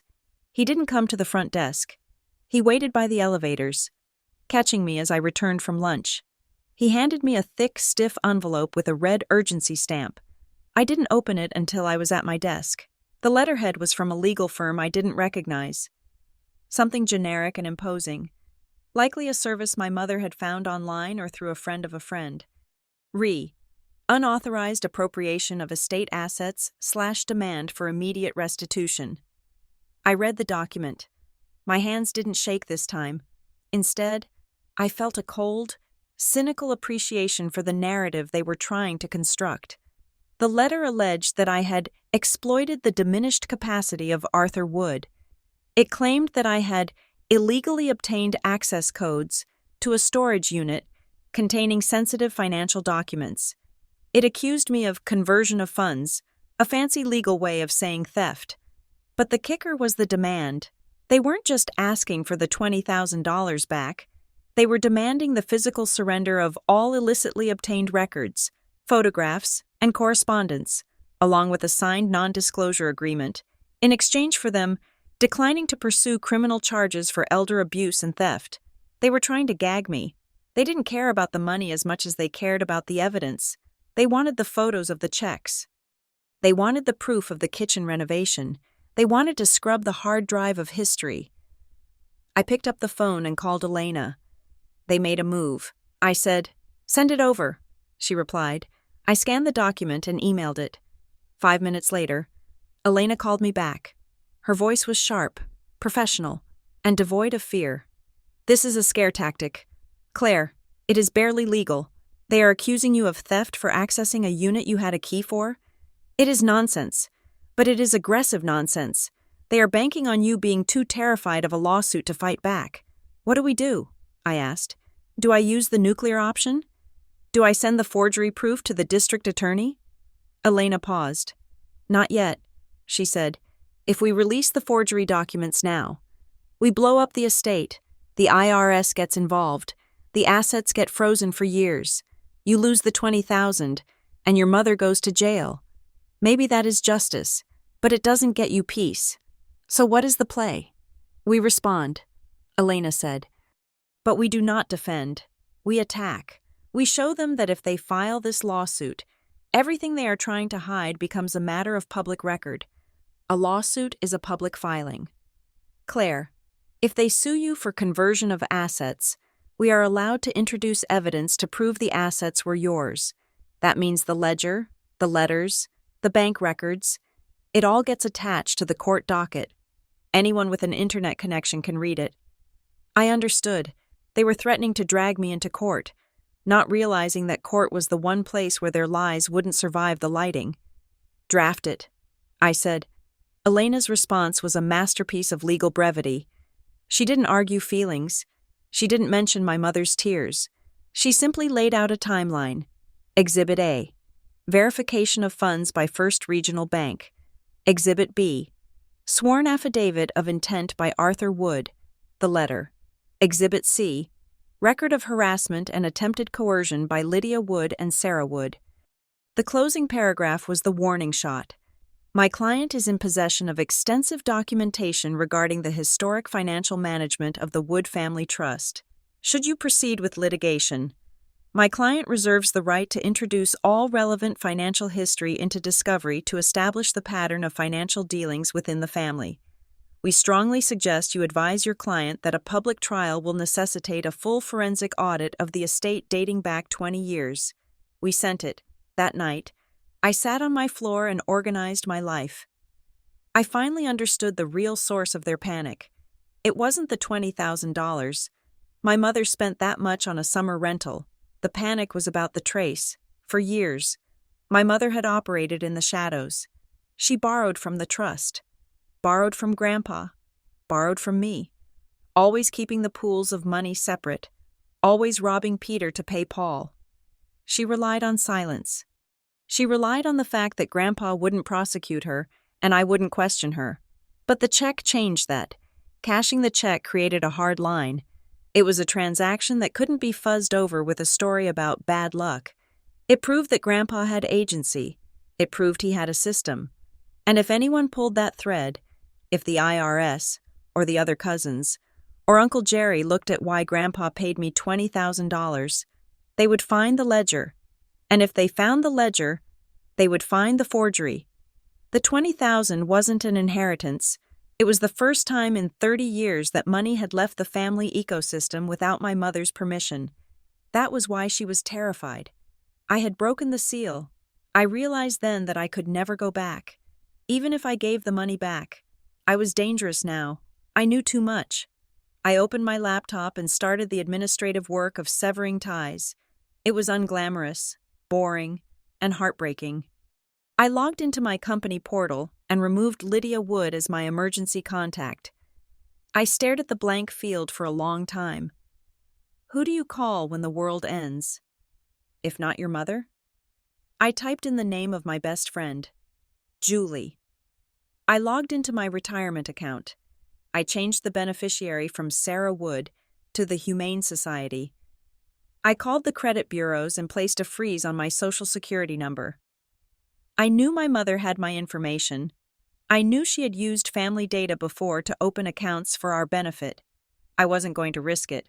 I changed my passwords. I changed my banking security questions. I didn't use mother's maiden name anymore. I used name of first pet.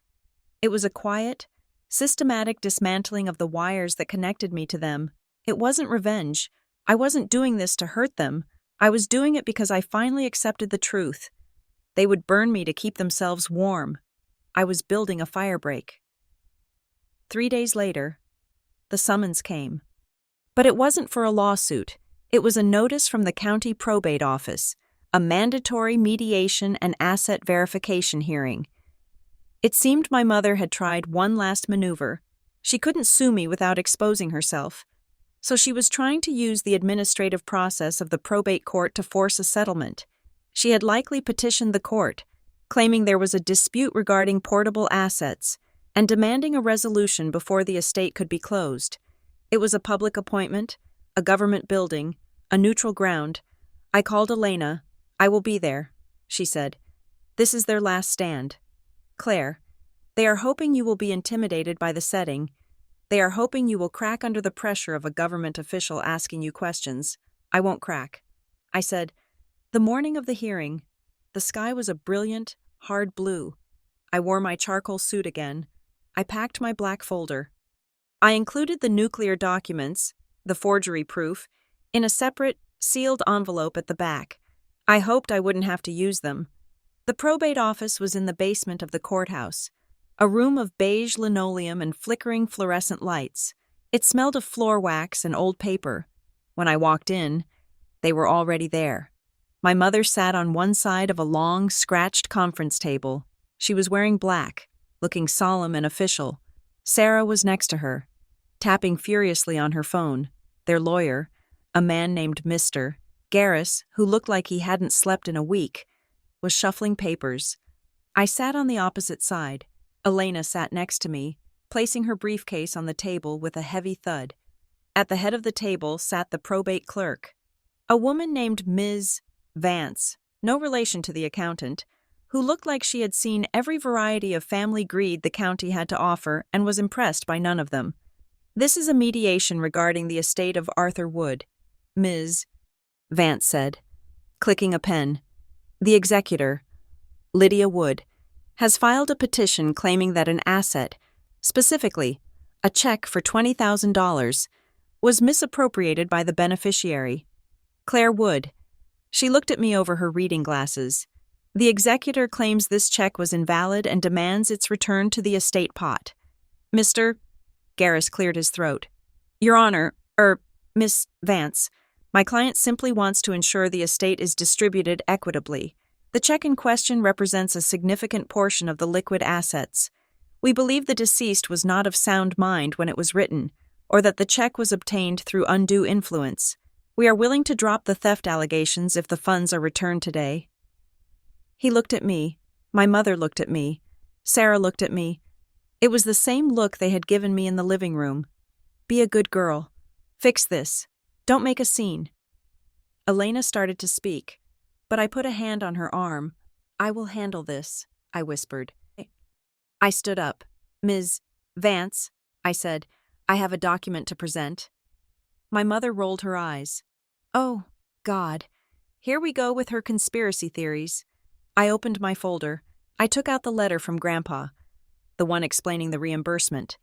This is a statement of intent, written and signed by Arthur Wood 6 months prior to his death. I said, I slid it across the table to the clerk. Ms. Vance picked it up. She read it in silence. The room was quiet, save for the hum of the air conditioner. She looked up. This letter explicitly states the funds were a reimbursement for loans provided by the granddaughter. My mother slammed her hand on the table. It is a fake. She wrote it herself. Dad never would have written that. He loved us. He wouldn't frame us as borrowers. Ms. Vance looked at my mother with cool detachment. Mrs. Wood, please lower your voice. She turned to me. Do you have proof of these loans? I reached into the folder. I pulled out the spreadsheet I had created, cross-referencing the storage unit ledgers with my own bank statements. Here are the dates of the transfers from my account to my mother's. I said, and here are the corresponding entries in Arthur Wood's personal ledger, noting that he observed the coercion. I slid the stack across the table. My mother lunged for them. But Mr. Garris held her back. This is hearsay. Mr. Garris said, these are personal notes. They aren't legal documents. Ms. Vance held up a hand. Stop. She looked at her computer screen. She typed something. She frowned. Actually, she said, her voice changing, there is something else. We all looked at her. I received a file this morning. Ms. Vance said, from a Mr. Samuel Vance, CPA. It was filed under a conditional release clause. My mother went still. What does that mean? Sarah asked. Ms. Vance adjusted her glasses. Apparently, the deceased left a standing instruction with his accountant. He filed a sealed addendum to the will. The instruction reads, if, and only if, the bequest to Claire Wood is formally challenged by the executor or any other family member, this addendum is to be entered into the public probate record. I felt a shiver go through me. Grandpa, he knew. He knew they wouldn't let it go. He knew I would need more than just a letter. He had set a trap. What does the addendum say? Elena asked. Ms. Vance opened a digital file. It is a directive, she said. It instructs the probate court to execute an immediate forensic audit of the Wood Family Trust, specifically regarding withdrawals made in the year 2012. My mother let out a sound that was half gasp, half sob. She slumped back in her chair. Ms. Vance continued reading. It also authorizes the release of Box 402 storage records to all named beneficiaries of the trust, including Jerry Wood, Deborah Wood, and Mark Wood. The room was silent. The trap had sprung. By dragging me here, by filing the petition, by challenging the check, my mother had triggered the one thing she couldn't survive: a full audit. Mr. Garris looked at his client. He saw the color drain from her face. He saw the terror. He was a lawyer. He knew what guilt looked like. Mrs. Wood? He asked. Is there a problem with an audit? My mother couldn't speak. She was shaking her head, her eyes wide and fixed on the table. Ms. Vance looked at the screen, then at us. The instruction is clear, she said. Since a challenge has been filed by you, Mrs. Wood, the condition is met. I am required to order the audit. No, my mother whispered. Her voice was a dry rasp. No, we withdraw. Ms. Vance paused. Excuse me? We withdraw the challenge, she said, her voice rising to a panic. We drop it. Claire can keep the money. Just don't open the file. Don't order the audit. Miss? Vance looked at me. Miss Wood? She asked. The petitioner wishes to withdraw. I looked at my mother. She was pleading with me with her eyes. Please, please don't let them see. Please don't let me go to jail. I looked at Sarah.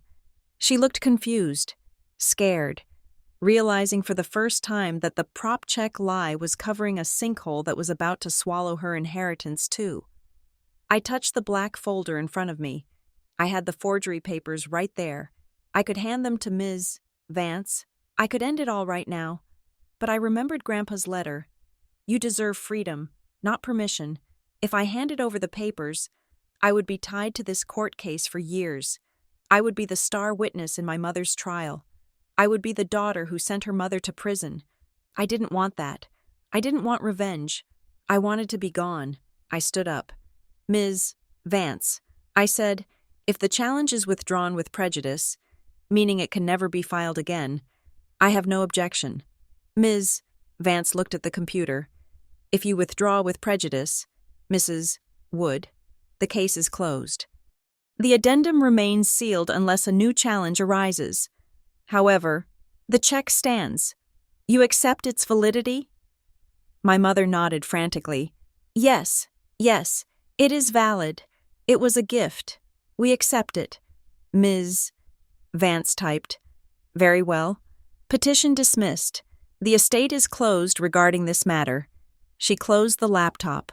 My mother put her head on the table and sobbed. It wasn't relief. It was the exhaustion of a woman who had stood on the gallows and felt the rope loosen, knowing she would never sleep soundly again. Mr. Garris stood up, packing his briefcase quickly, looking like he wanted to be anywhere else. Sarah looked at me. Claire? She said. I didn't answer.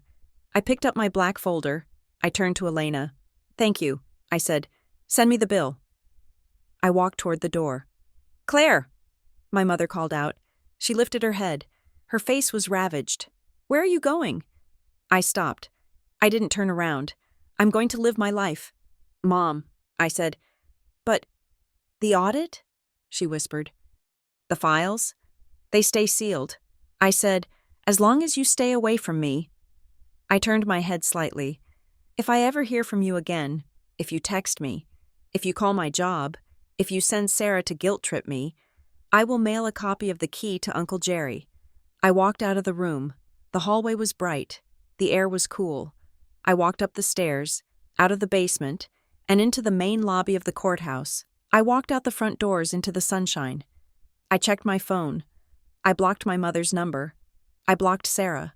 I blocked Aunt Deborah. I walked to my car. I sat in the driver's seat and put the black folder in the passenger seat. It was over. I had $20,000. I had a job. I had a quiet apartment. And for the first time in 33 years, I had the truth. I started the engine. I didn't feel triumphant. I felt light, like a heavy coat had been taken off my shoulders. I merged onto the highway. Heading back to the city, I turned on the radio. It was just noise, pop music and commercials, but it sounded beautiful. I thought about Grandpa Arthur. I thought about him sitting in his study, writing that letter, knowing he wouldn't be there to see me read it. He had played a long game, a game of love and protection, to ensure that I could escape. I touched the dashboard. Thanks, Grandpa, I whispered. I drove on, leaving the town, the house, and the lies in the rearview mirror, shrinking until they were nothing but a speck on the horizon. I didn't look back. Thank you for listening to this story. It was a journey of uncovering truth and finding the strength to walk away from toxic family dynamics. I hope Claire's story resonated with you. Please let me know in the comments where you are listening from. I love seeing how far these stories travel. If you enjoyed this, please subscribe to Revenge Stories for more tales of justice and drama. And do share your thoughts in the comments. What would you have done in Claire's position? Would you have exposed the mother? Or did Claire make the right choice to simply walk away? I look forward to reading your insights. Stay safe, and see you in the next story.